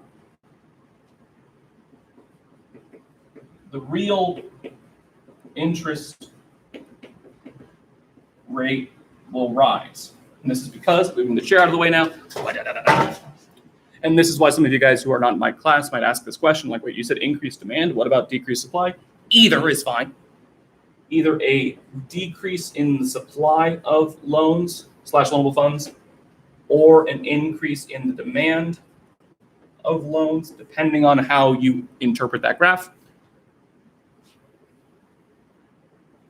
which leads to a decrease in investment spending.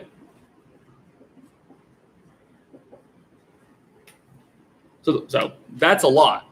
Let's be clear. It's a lot. I'm going to walk over here because the mic's over there. So the logic of crowding out is the government wants to help. There's a recession. We've got to help. Got to help fix it. Let's expansionary policy time. Let's do the thing we are supposed to do. You guys know expansionary policies when you're in a recession. That's the right move. Cool. They do that. But they don't have the money to spend. Because like America, we have more government spending than tax revenue. We spend way more than we bring in taxes. So the government will have to borrow more. Cool. Except when the government borrows more, depending on how you interpret the loanable funds market graph, it'll either decrease the supply of loans or increase the demand of loans. Either way, you get higher interest rates. Loans get more expensive if the government borrows more. That should make sense because that means less money is available for me and you to borrow. Supply of loans go down. Or banks recognize the opportunity to charge more for loans because there's a higher overall demand for them. Higher demand, both work. Either way, me and you get screwed. That's the danger of crowding out. That's the problem with it. So there's crowding out.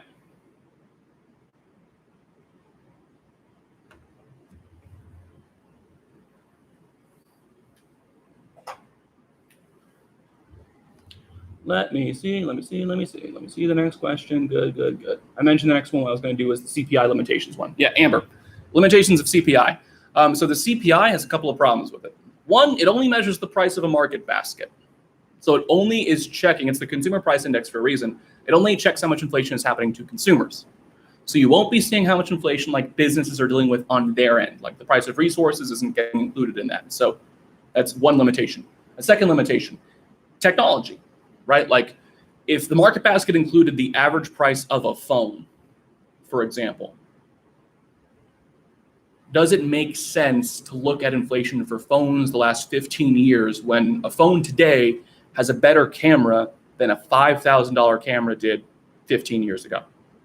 Like inflation won't make sense for an inflation formula. It's gonna like throw off their game. Ditto for cars, where like a car present day has a computer in it, is incredibly safe. Like a Tesla is insane to someone from the 80s. You show a Tesla to someone, to just an old person in general, their minds would get blown. Like, what's this giant screen? What am I doing? What's going on? Wait, it's electric. That doesn't work.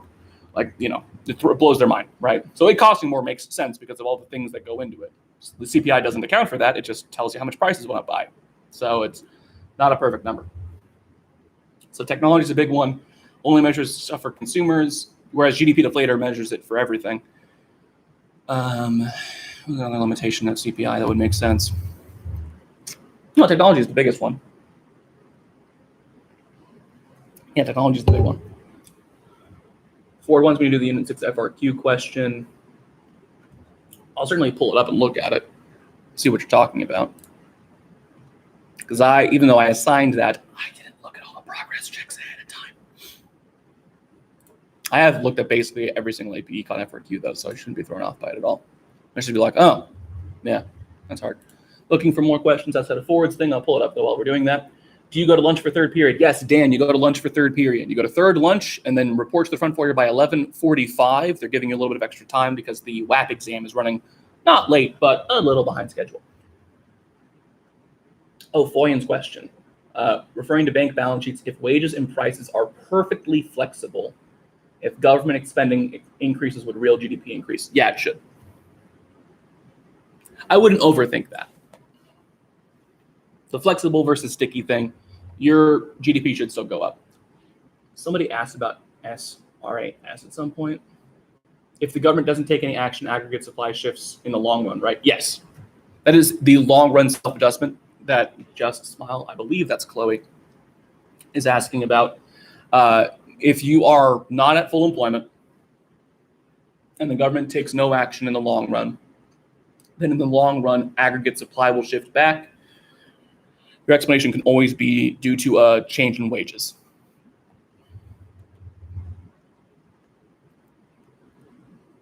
What if the money from securities were coming in instead of deposits? That's what I think I did that problem already, Amber. I explained the crowding out. I did an FRQ and it said it'd be no change. Oh, did it say in the long run or in the short run for you? Because if it said in the long run, then there is no change to real GDP. I should have asked you that, actually.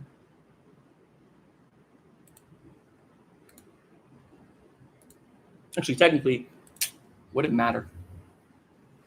If wages are fully flexible, then the increase in GDP should lead to it. Yeah, they would increase wages. I don't think it would matter for short or long run. It should say no change to GDP. My fault. Because it would basically be prompting the long run self-adjustment in the short run. The way to not freak out about that is that in the long run, wages and prices are fully flexible, right? Yeah. What happens in the long run? Oh, it goes back. Equation where for nominal GDP and real GDP. Okay, Josh, I can do that fast.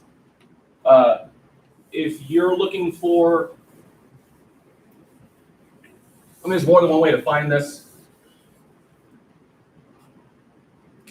The one I gave you guys in class that works is for nominal GDP, just do price times quantity. If they're giving you a table with prices and quantities, you just do price times quantity and add them all up. For real, in the same scenario, you do price base year times quantity in the current year. Ford, I'm not avoiding your question. I'm just trying to answer things that I can answer fast first. Real GDP could also be found by doing nominal over the deflator.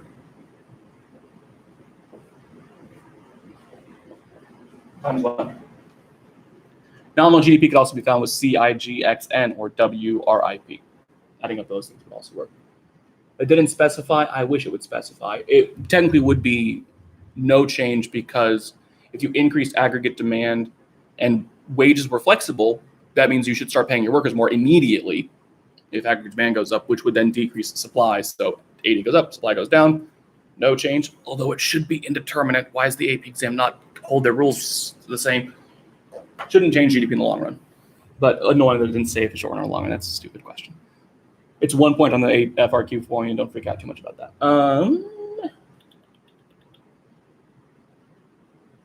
Happens to the Forex market when household savings increase? Oh, it's based off something else. I know what it is. I know what they did. I know what they did. Those jerks. Let me look at it. This stupid FRQ. I know what this FRQ was. I think this is the FRQ for my first year. One of the FRQs my kids said my first year was this one, I think. Oh, this is a terrible looking thing.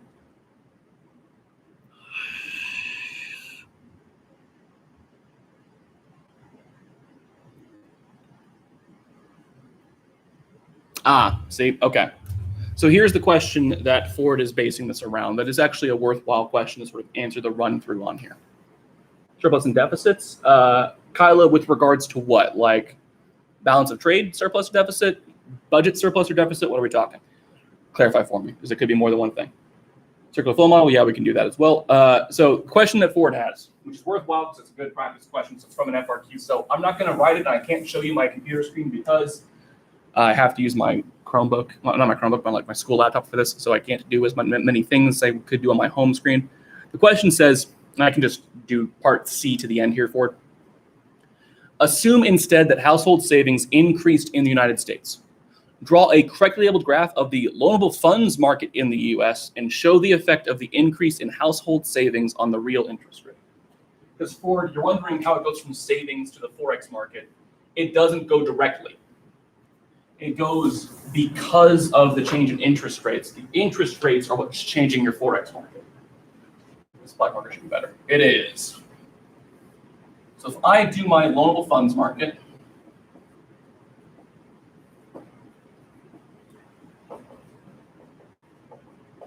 real interest rate, which again, the question told them that, which is nice. It says there's an increase in household savings, draw a loanable funds market, show how it affects the real interest rate. Isn't that helpful? In case you get stuck and forget. It says that there's an increase in savings. So on loanable funds market, if there's more savings, conceivably you could probably draw this two different ways. There is a specific way you should have drawn it, which is that you would have, is it a decrease or an increase in savings? God, I just alt-tabbed and I shouldn't have. Increase in savings. Yes, people are saving more of their money. Where do you save your money? Thanks, thank you. Increase supply.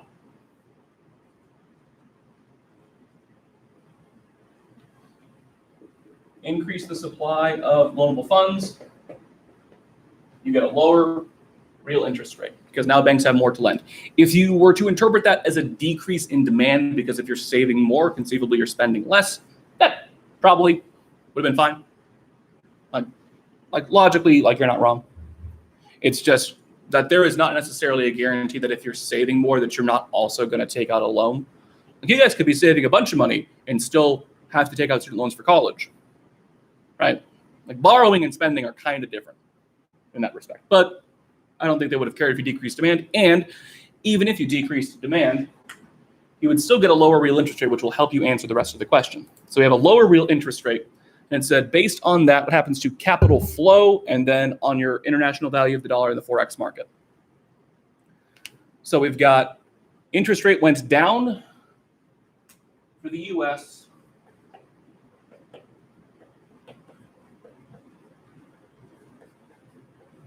So what will happen to capital flow? Well, if we've got a lower interest rate relative to Japan, or even if we don't have a lower interest rate relative to Japan, if we've got a lower interest rate, people would be investing less in us. So you could either say there will be a decrease in capital inflow to the United States because they don't want to invest here because we have a worse rate of return on that. So you can say like in less or out more because Americans would probably start investing other places. If we've got a lower interest rate, that'll make other interest rates comparatively higher. We would rather invest there, which is why the Forex market gets thrown into play. So my Forex market, which I think it just said for the dollar. Foyan, I see your question. I'll get to you. On the loanable funds market, does it say for the dollar? Yes. It doesn't say to draw this, but you know, I love my graphs. Sure do love graph and stuff. It does not say to draw it, but I'm doing it anyway. And it's yen per dollar on this, I think, because it said yen in the question. If people don't want to invest here, or if we want to invest more in other countries, if they don't want to invest here, decrease in demand for dollars, because they wouldn't want our currency as much if they don't want to invest here, again, because of the lower interest rate. Or you could say an increased supply of dollars because we want to invest more in other countries. But either way, the dollar will depreciate relative. So what happens to the value of the dollar? And then F, this is a weird one. This is the only time I've ever seen them ask this forward. So if F threw you off here, you're not wrong to get thrown off here because people don't know that the Fed can do this and they don't talk about this on the AP exam really ever, except for this question. Based on your answer to part E, will the Federal Reserve buy or sell yen in the Forex market to stabilize the dollar per yen exchange rate? So for this one, and this is important to mention, they're trying to effectively, and this is wrong to phrase it this way, they're trying to manipulate the value of their currency by buying or selling yen that they have sort of stockpiled. So the dollar has depreciated in value. We need it to go back up. So if we need the dollar to go back up, we would need more or less yen out there, right? We got to think like, do we need more or less yen out there? I feel like we need more yen like out, because that'll make the yen less valuable, which will balance it back out, right? Because the dollar is less valuable than the yen, and the yen's more valuable than the dollar. We need the yen to start to go down to seesaw it back. So if the Fed's got a bunch of yen, if they're buying yen, that makes the yen more valuable, right? Because the more of the currency you buy, the more valuable the currency gets. We need the yen to go down in value, so the Fed would be selling the yen. Boy, is that the weirdest thing to ever see. If you're in the chat freaking the hell out over that, just think they need the yen to go down in value. Selling more and more and more of a thing causes the price to go down. Buying more and more of a thing causes the price to go up.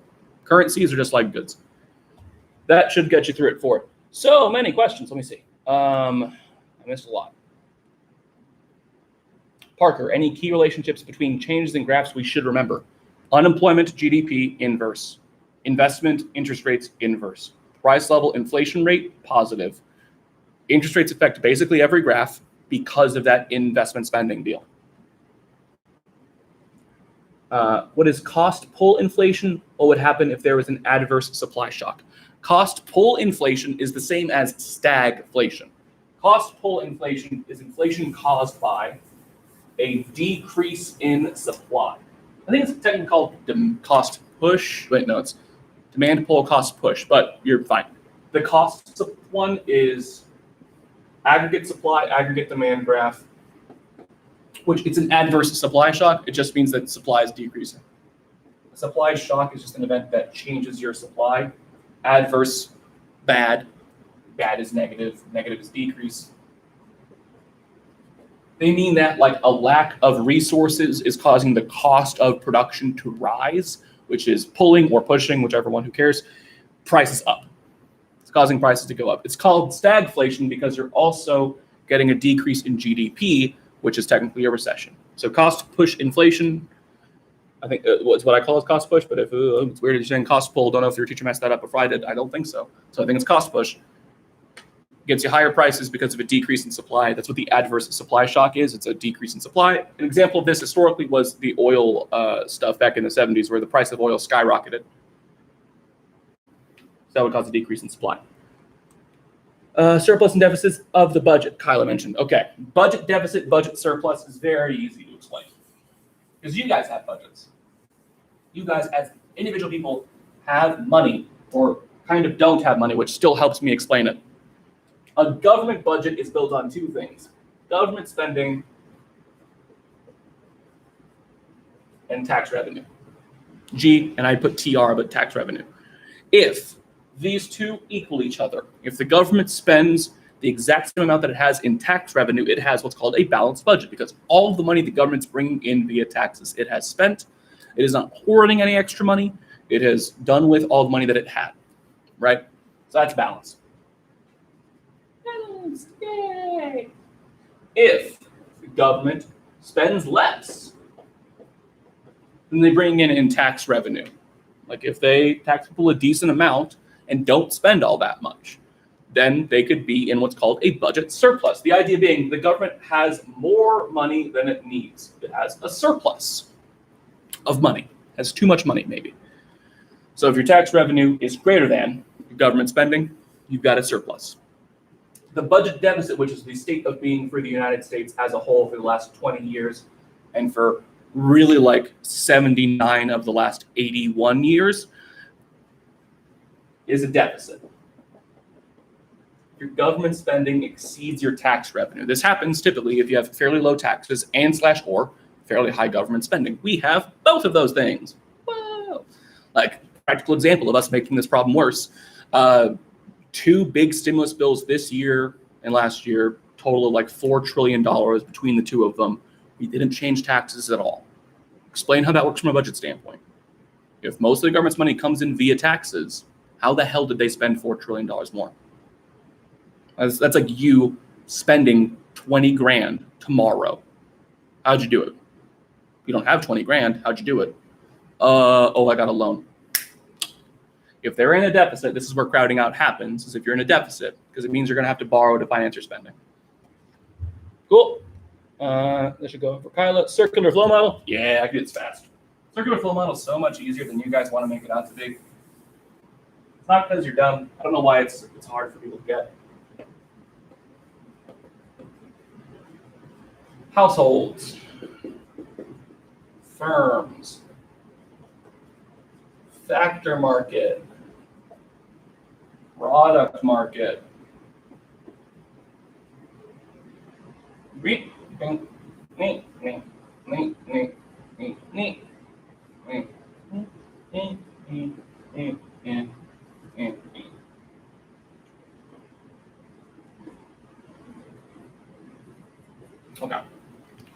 Circular flow model is the flow of economy, a flow of money in our economy. It is telling us basically, and this is like short and sweet of it, all of our spending should equal all of our income, which makes sense from a GDP standpoint because every dollar spent is a dollar earned. It also tells us how households, us, and businesses, firms, interact in two markets. The one that you guys should, I swear to God, never mess up is the product market, which here's the logic. You buy things from businesses with money.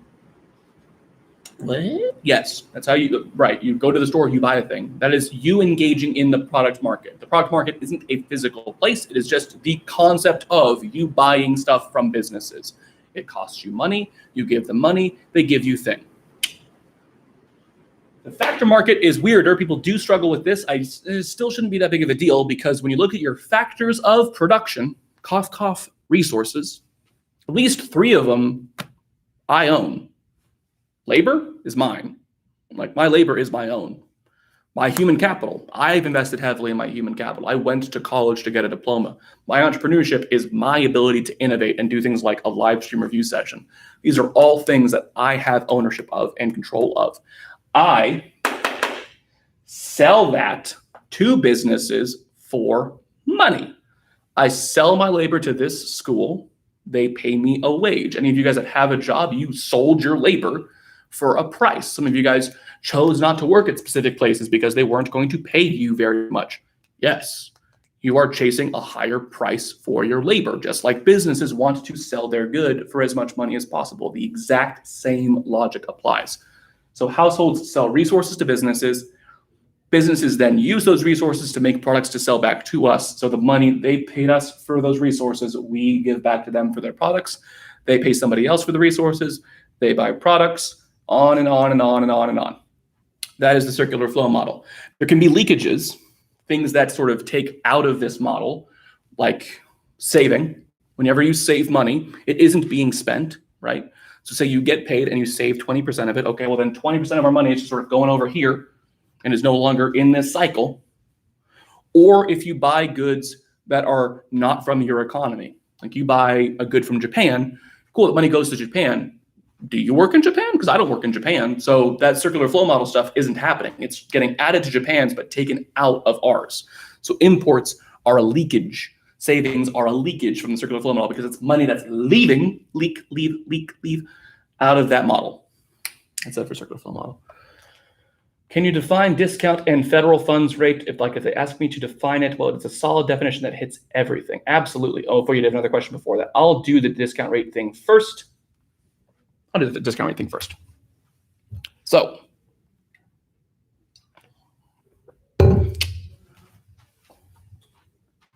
discount and federal funds rate are very easy. They are both the price of a loan from somebody to somebody. You just got to know who the somebodies are. The discount rate, and to be clear, the naming convention here is incredibly confusing. I apologize. I didn't make it up. The discount rate is the price of a loan from the Federal Reserve to commercial banks.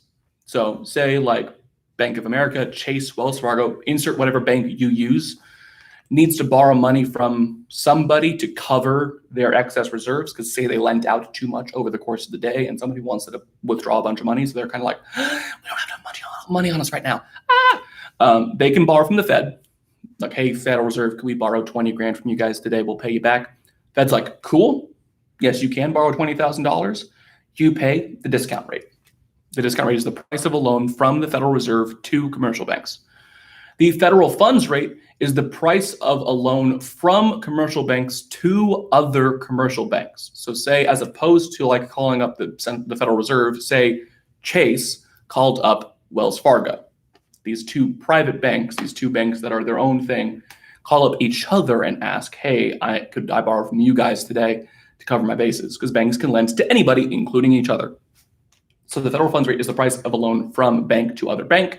The discount rate is the price of a loan from the Fed to, or from the central bank to a commercial bank. It is confusing because the federal funds rate would make a lot of sense to be the name of the loan from the Fed.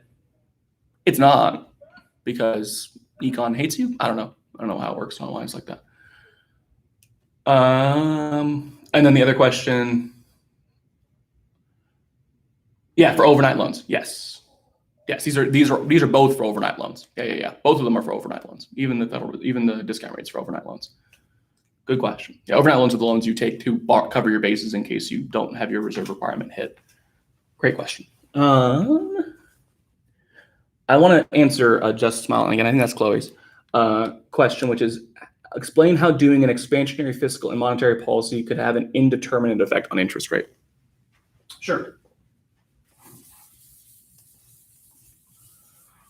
So this is tricky But she's asking if you do an expansionary fiscal and an expansionary monetary, what happens to interest rate, basically. I bet you looked at a response and like the answer key and it said indeterminate and she freaked out. So expansionary monetary and expansionary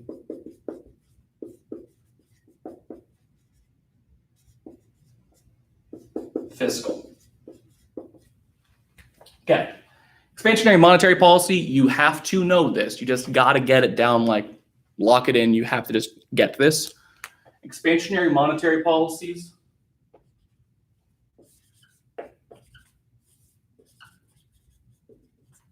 increase the money supply. They are the supply shifter on the money market graph.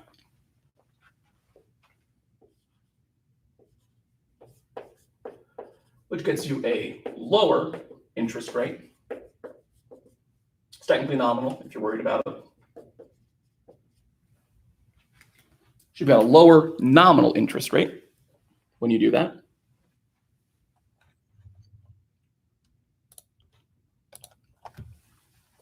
And then the expansionary fiscal policy.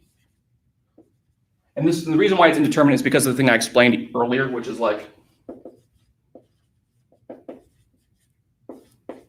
if there's crowding out, which there usually is,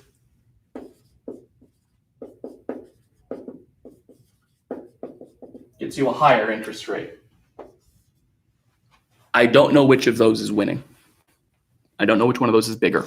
I don't know if the expansionary monetary policy's lower interest rate cancels out the expansionary fiscal policy's higher interest rate, because say the government borrows a crazy amount and interest rates go up from the banking side a lot, but then the Fed also expands the money supply by not as much, so the interest rate doesn't go down enough to outweigh it. Like, because it's in conflict, I don't know what happens to it. Like on a question, I might ask, what would they do to stabilize interest rates? This is technically what they would do to stabilize it, because it would mitigate crowding out. If you do an expansionary fiscal policy, because it lowers the interest rate, it can help offset some of the problems caused by crowding out, because the problem caused by crowding out is higher interest rates. So for Just Smile, whoever you says, I think it's Chloe, that should give you an indeterminate interest rate, if not a dead even interest rate. People are still moving to third period, so there's a bunch of people that are missing right now. Oh, they're going to lunch to watch this while they're eating lunch. I know what's happening. So users are dropping like crazy. If you're not at my school, you're going to have a lot of time to ask me questions right now, because the kids are eating lunch and about to prep for the AP exam. So we're in the last hour. I've got 30 more minutes or so of the live stream. No, wait, let me look at this. So you know when they ask you to combine policy combinations, what is a combo that could reduce a deficit without changing aggregate demand? It would reduce a deficit, so it would have to be a contractionary monetary policy. But if you're trying to do it without changing aggregate demand, you would then need to do an expansionary monetary policy. Foyen. So your question right after Just Smile, where it says, so when you know they ask the policy combinations, if it's trying to reduce a deficit, reducing a deficit is going to be a contractionary policy, because your deficit is that government spending, tax revenue thing. If you're trying to reduce a deficit, you're either decreasing government spending or increasing taxes. So it's a contractionary policy that's helping your deficit. Well, if you want to not have AD go down, you would need to do an expansionary monetary policy, because expansionary monetary policies increase aggregate demand. So you're trying to offset that. I think I hit all of those questions now. Oh my God, did I do it? Surplus and deficit, cost pull inflation. Hit him. I answered Ford's question about the FRQ. As you guys are popping back into the chat, let me know another thing you want me to go over. I think I answered the most recent questions that I have. If you didn't see me answer your question because you were like in transit, let me know. I can say it really fast.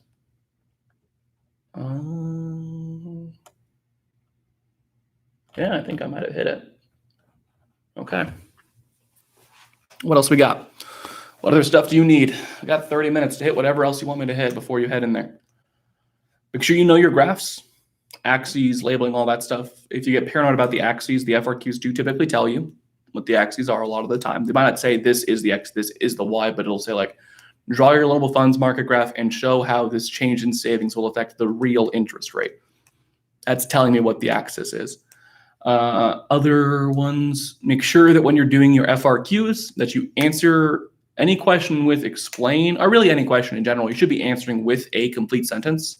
If it's an explanation, it's probably going to be like a couple, probably 3, maybe 4 lines of text at least for your explanations in general.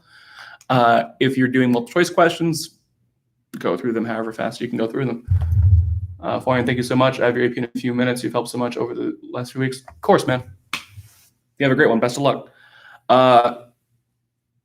What else? What else do you guys got? I need more stuff. You got more questions? Oh my gosh, my brain hurts. Been talking a lot. Want to help you guys best I can. If you're down there in the cafeteria eating lunch, type in questions while you're eating lunch. You can do both. I've seen you do both before. You guys are texting your friends, taking Snapchats while you're eating food. You can do this. Come on, we're almost there. Bank balance sheet, yeah, we did. Comparative advantage, term trade, yes, we did. All 6 graphs, pretty much. I mean, I did Forex like 2 different times, so yes, that was hit. Current and financial account got hit. Formulas, all of them did get hit. OOB technically asked for a practice question with the multipliers. Oh, yeah, let's do one of those. It's actually a good idea.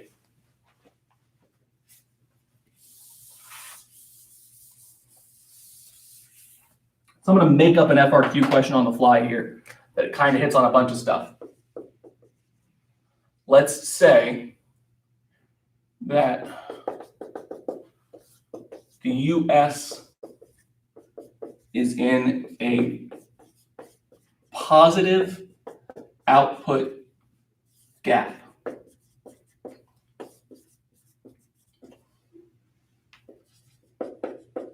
With current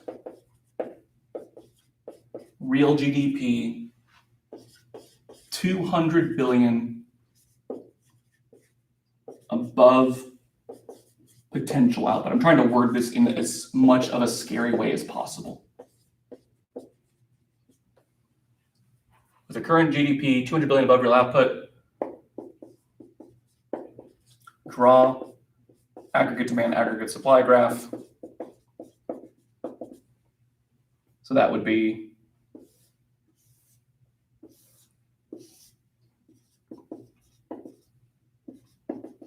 remember that for the students that are in my class, I haven't used the word positive output gap a bunch, but based on how the rest of it is phrased, you should be able to pick up on what it means.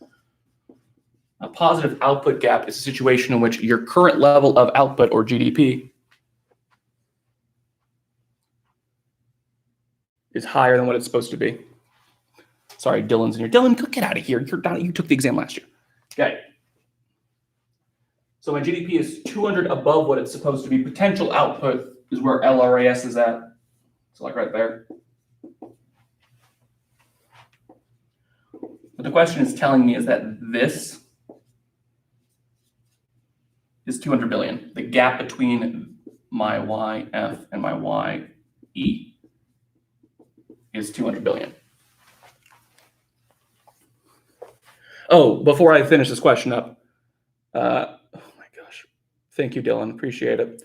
I'm glad that you took econ still in at UCLA, dude.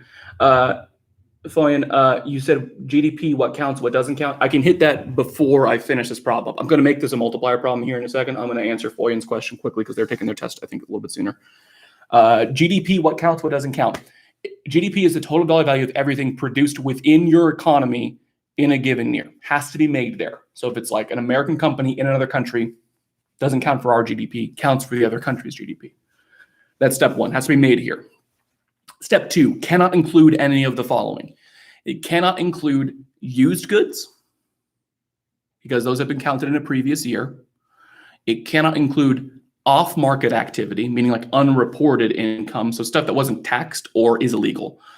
So that includes like obviously like the illegal drug trade and like human trafficking and stuff like that. That's not in our GDP. That'd be wild. But it also doesn't include like if you're a babysitter when you're in high school, you're probably not like reporting your income for tax purposes, which means that isn't in GDP either because you're not reporting it. And the other one is non-production transactions. So like stocks, bonds, those kinds of things. Nothing was produced there. Nothing was made there. So That's not a GDP deal.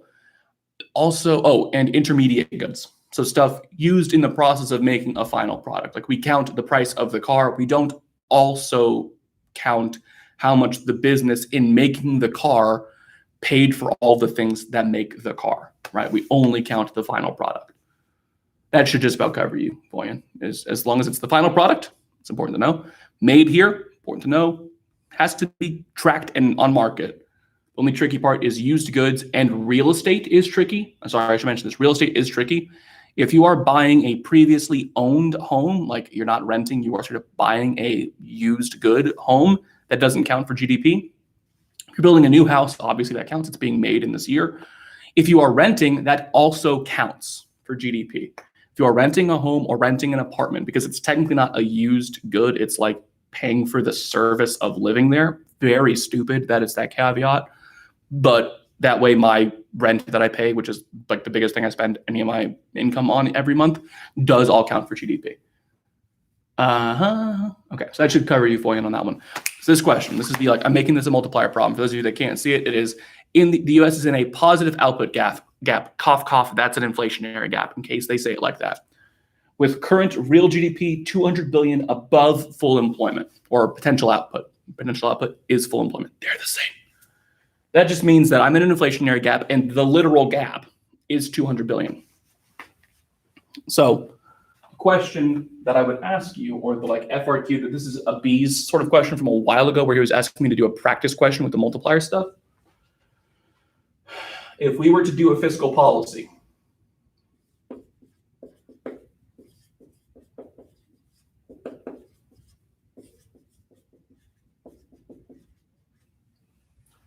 if we have an MPC, government spending, whoops a daisy. Government spending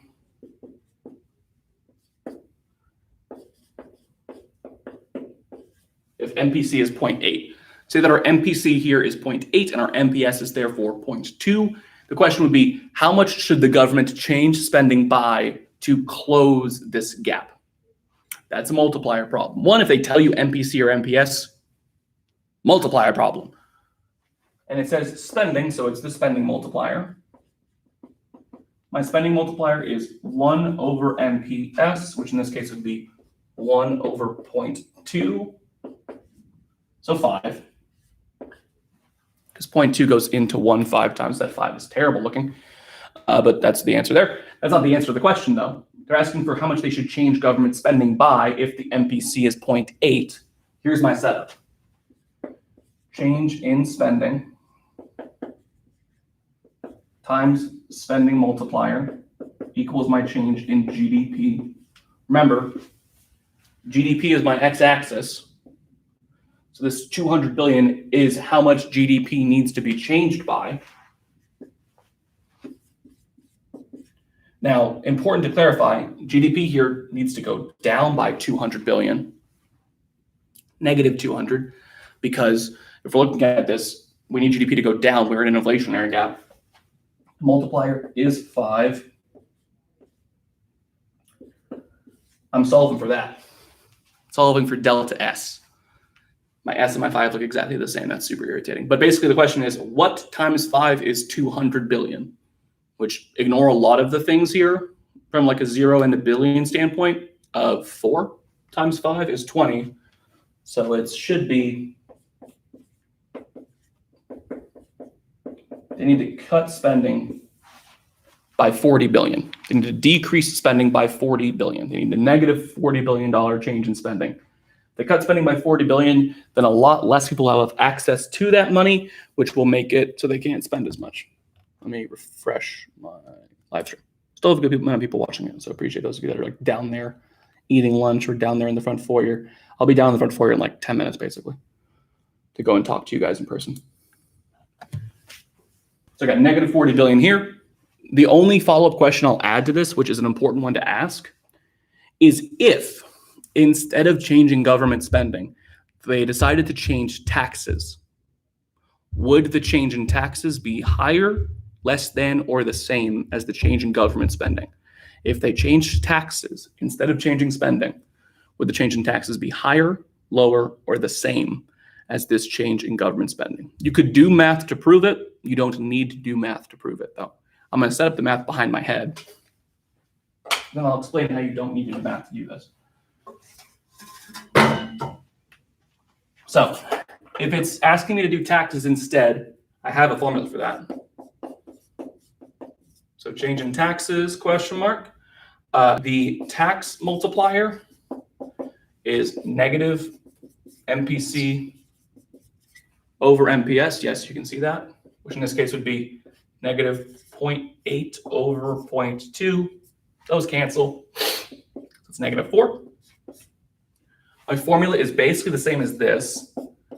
Change in taxes times the tax multiplier equals the change in GDP. I still need GDP to go down by 200 billion. My multiplier is negative 4. So my change in taxes, basically, it's what times negative 4 equals negative 200, positive 50 billion.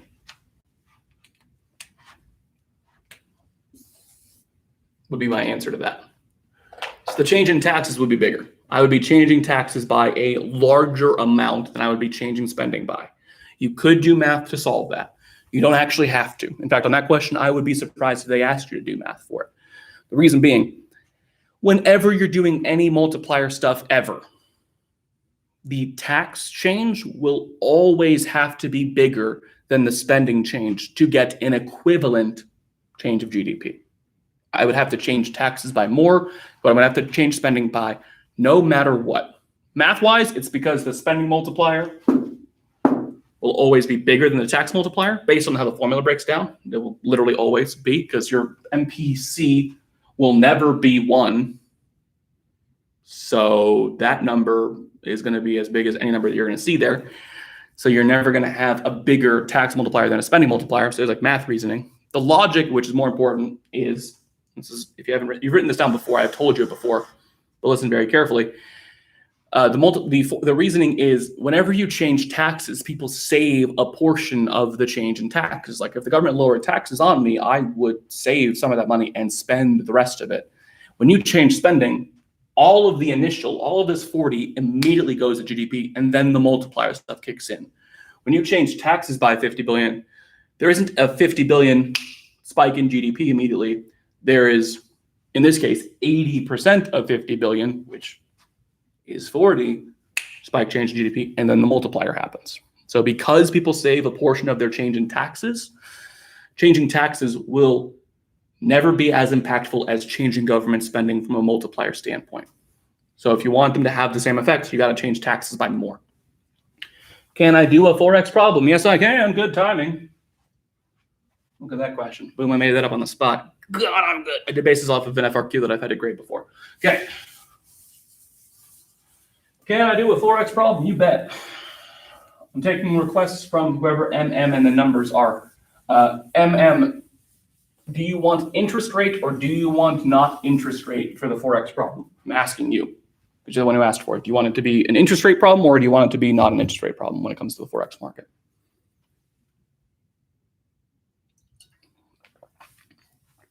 I'll let them pick. Normally when it's not interest rate, it's easier to deal with, but some of them are tricky. I'll check my email while she answers. What they answer, I actually don't know.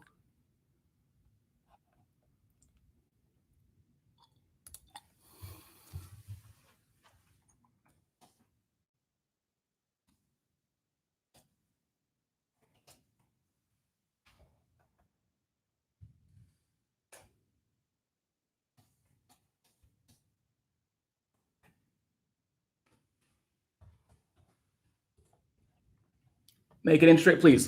Got it. Oh, Megan, understood. Okay, so let's make it interest rates. Let's do America and Japan.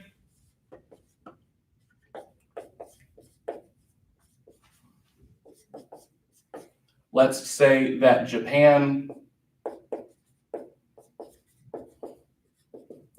interest rate in Japan is 5%. Interest rate in the United States is 7%. So we got 5% for Japan, 7% for America. So America's got a higher interest rate than Japan. This is the only graph where this logic applies. So if you're confused on it, you're not wrong to be. But when it comes to the foreign exchange market, high interest rate is good, or at least is good for the sake of like people want to invest where there is a higher interest rate, not investment spending, invest, different things. They want to buy bonds from the country that has the high interest rate. They want to buy stocks in the country that has the interest rate. They want to put their freaking money in the country that has the high interest rate because higher rate of return, baby. We get more money off of the savings account. You get more money when you buy a bond, all that stuff. Higher rate of return. So if I'm doing both, which I'm going to do both graphs because it's always useful to draw both. Supply, dollars, demand, dollars, quantity, dollars, yen per dollar. If you don't know the symbol for the yen, it's a 3-letter word. Write the word yen. They'll tell you what the currencies are. They might not tell you what the symbols are. They'll at least tell you what the currencies are. Supply of yen, demand for yen, quantity of yen, dollars per yen. So again, the logic is they will want to invest where there is a higher interest rate. There is a higher interest rate in the United States. So people from Japan would want to invest in the US. And if you want to invest in the United States, what do you need? US dollars. They need US dollars to invest in us because, I mean, our banks and government won't really want yen. So they'll invest in the United States. They want US dollars, meaning internationally, which is what this graph is about.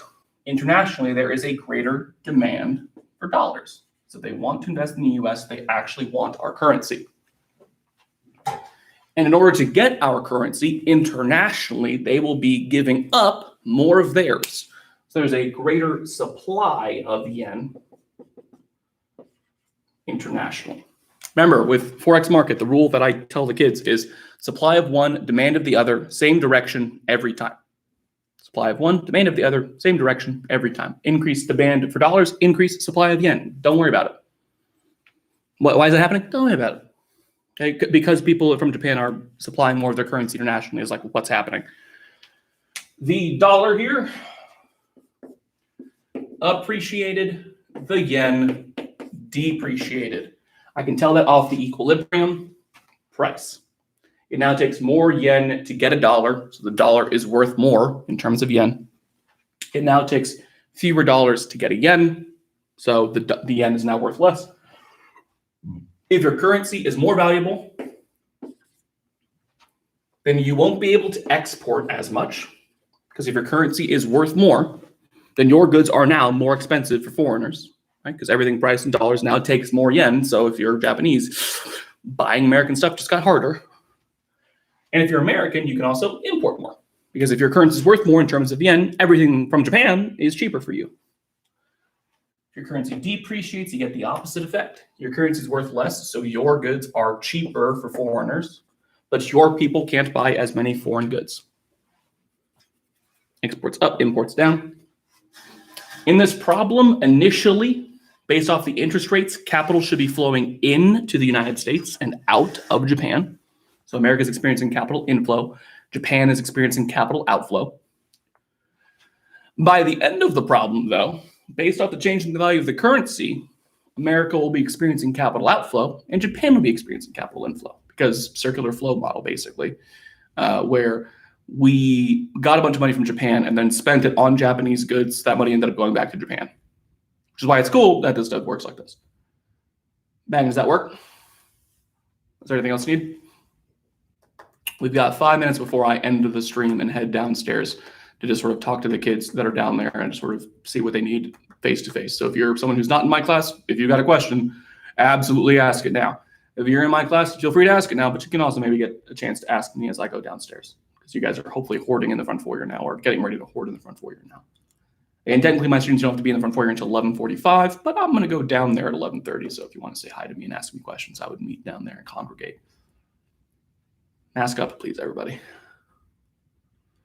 Anything else? Forex market, good thing to ask about. I'm glad we asked about it. I got a money multiplier question in there. I think I've hit kind of everything. Everything big. Somebody asked about opportunity cost earlier. Opportunity costs when you're doing a production possibilities curve is just what you give up going from one point to another. If they ask you with the production possibilities curve, what is the best combination of things for this country to produce, you typically don't know that.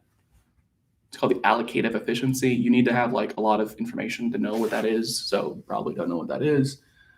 What are the things that kids get tripped up on? GDP deflator and CPI, while they both measure inflation, and you can use rate of change formula with either of those to find inflation rate. Oh, that's one I should have made it a big 6 for unit 2. But you can find inflation rate with either of those, doing like GDP deflator of year 2 minus GDP deflator of year 1 over GDP deflator of year 1 times 100, like that rate of change formula, year 2 minus year 1 over year 1 times 100. You can do inflation rate with that, with CPIs or GDP deflators. The difference between those two things, like what's different if I find inflation rate with CPI versus deflator then, is the inflation rate of what? Because GDP deflator checks inflation of everything measured in GDP, which is a ton of stuff. The CPI only measures the inflation rate as it pertains to a market basket, which is about 8,000 goods that consumers spend their money on. So CPI checks inflation for consumers, and GDP deflator checks inflation for kind of everybody in the economy. So if you're looking for a more holistic measure, you're looking at GDP deflator. If you're looking for just for consumers, you're looking at CPI. It's called the Consumer Price Index for a reason. Unit 3, aggregate demand, aggregate supply, fiscal policies. Expansionary fiscal policies are increasing government spending and decrease taxes. Contractionary fiscal policies are increasing taxes and decreasing government spending. Automatic stabilizers are your non-discretionary fiscal policy. These are things that kind of automatically occur regardless of what else is happening. I use examples like welfare. So like when your GDP goes down, unemployment payments start to go up, right? Because more people are unemployed, which means there's more government spending happening as GDP is decreasing, which is kind of automatically stabilizing it. Because GDP is going down, but then there's more government spending for welfare, so GDP is going back up. Right? That's an example of an automatic stabilizer.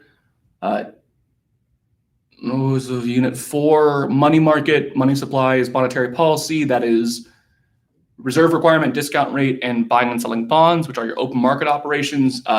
Reserve requirement going up, contractionary, reserve requirement going down, expansionary, discount rate going up, contractionary, discount rate going down, expansionary, Federal Reserve buying bonds, expansionary, Federal Reserve selling bonds, contractionary. All those things change the money supply. Expansionary stuff increases it, contractionary stuff decreases it. Expansionary stuff you do during a recession, contractionary stuff you do during an inflationary gap. Loanable funds market, crowding out, know what that is. Oh my God, my brain stretching. Okay, I'm crowding out, know what that is. I'm trying to think of anything else. If you do one more question, if you got it, hit it, do it.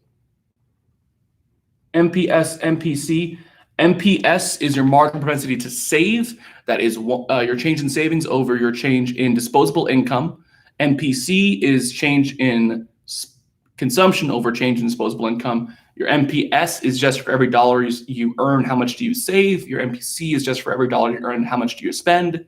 It's an even split. So if I spend 80%, I save 20%. So 0.8 and 0.2 respectively. Again, MPC is your consumption. MPS is your saving. Your spending multiplier there, Drake, is 1 over MPS. It's the reciprocal of your savings. That's the one that's limiting it. Your tax multiplier is negative MPC over MPS. If you rewind the video about 20 minutes, there's a practice, not 20 minutes, like 15 minutes. I did a FRQ basic problem that I made up that involved doing multiplier stuff for spending and tax multiplier, Drake. So if you go back like 20 minutes in the video, you'll see something there. Olympia Starfish, you're going to go get a 5, go get it. Go get it. Make College Board give you money. Make those colleges give you money. Go nail it. All right.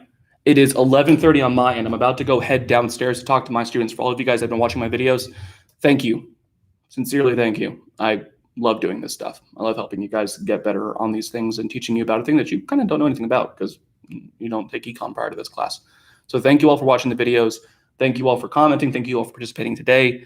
And for all my students this year, thank you all very much for being in my class. I greatly appreciated having you, and I wish all of you the absolute best of luck. Go pass this dang thing. See you guys.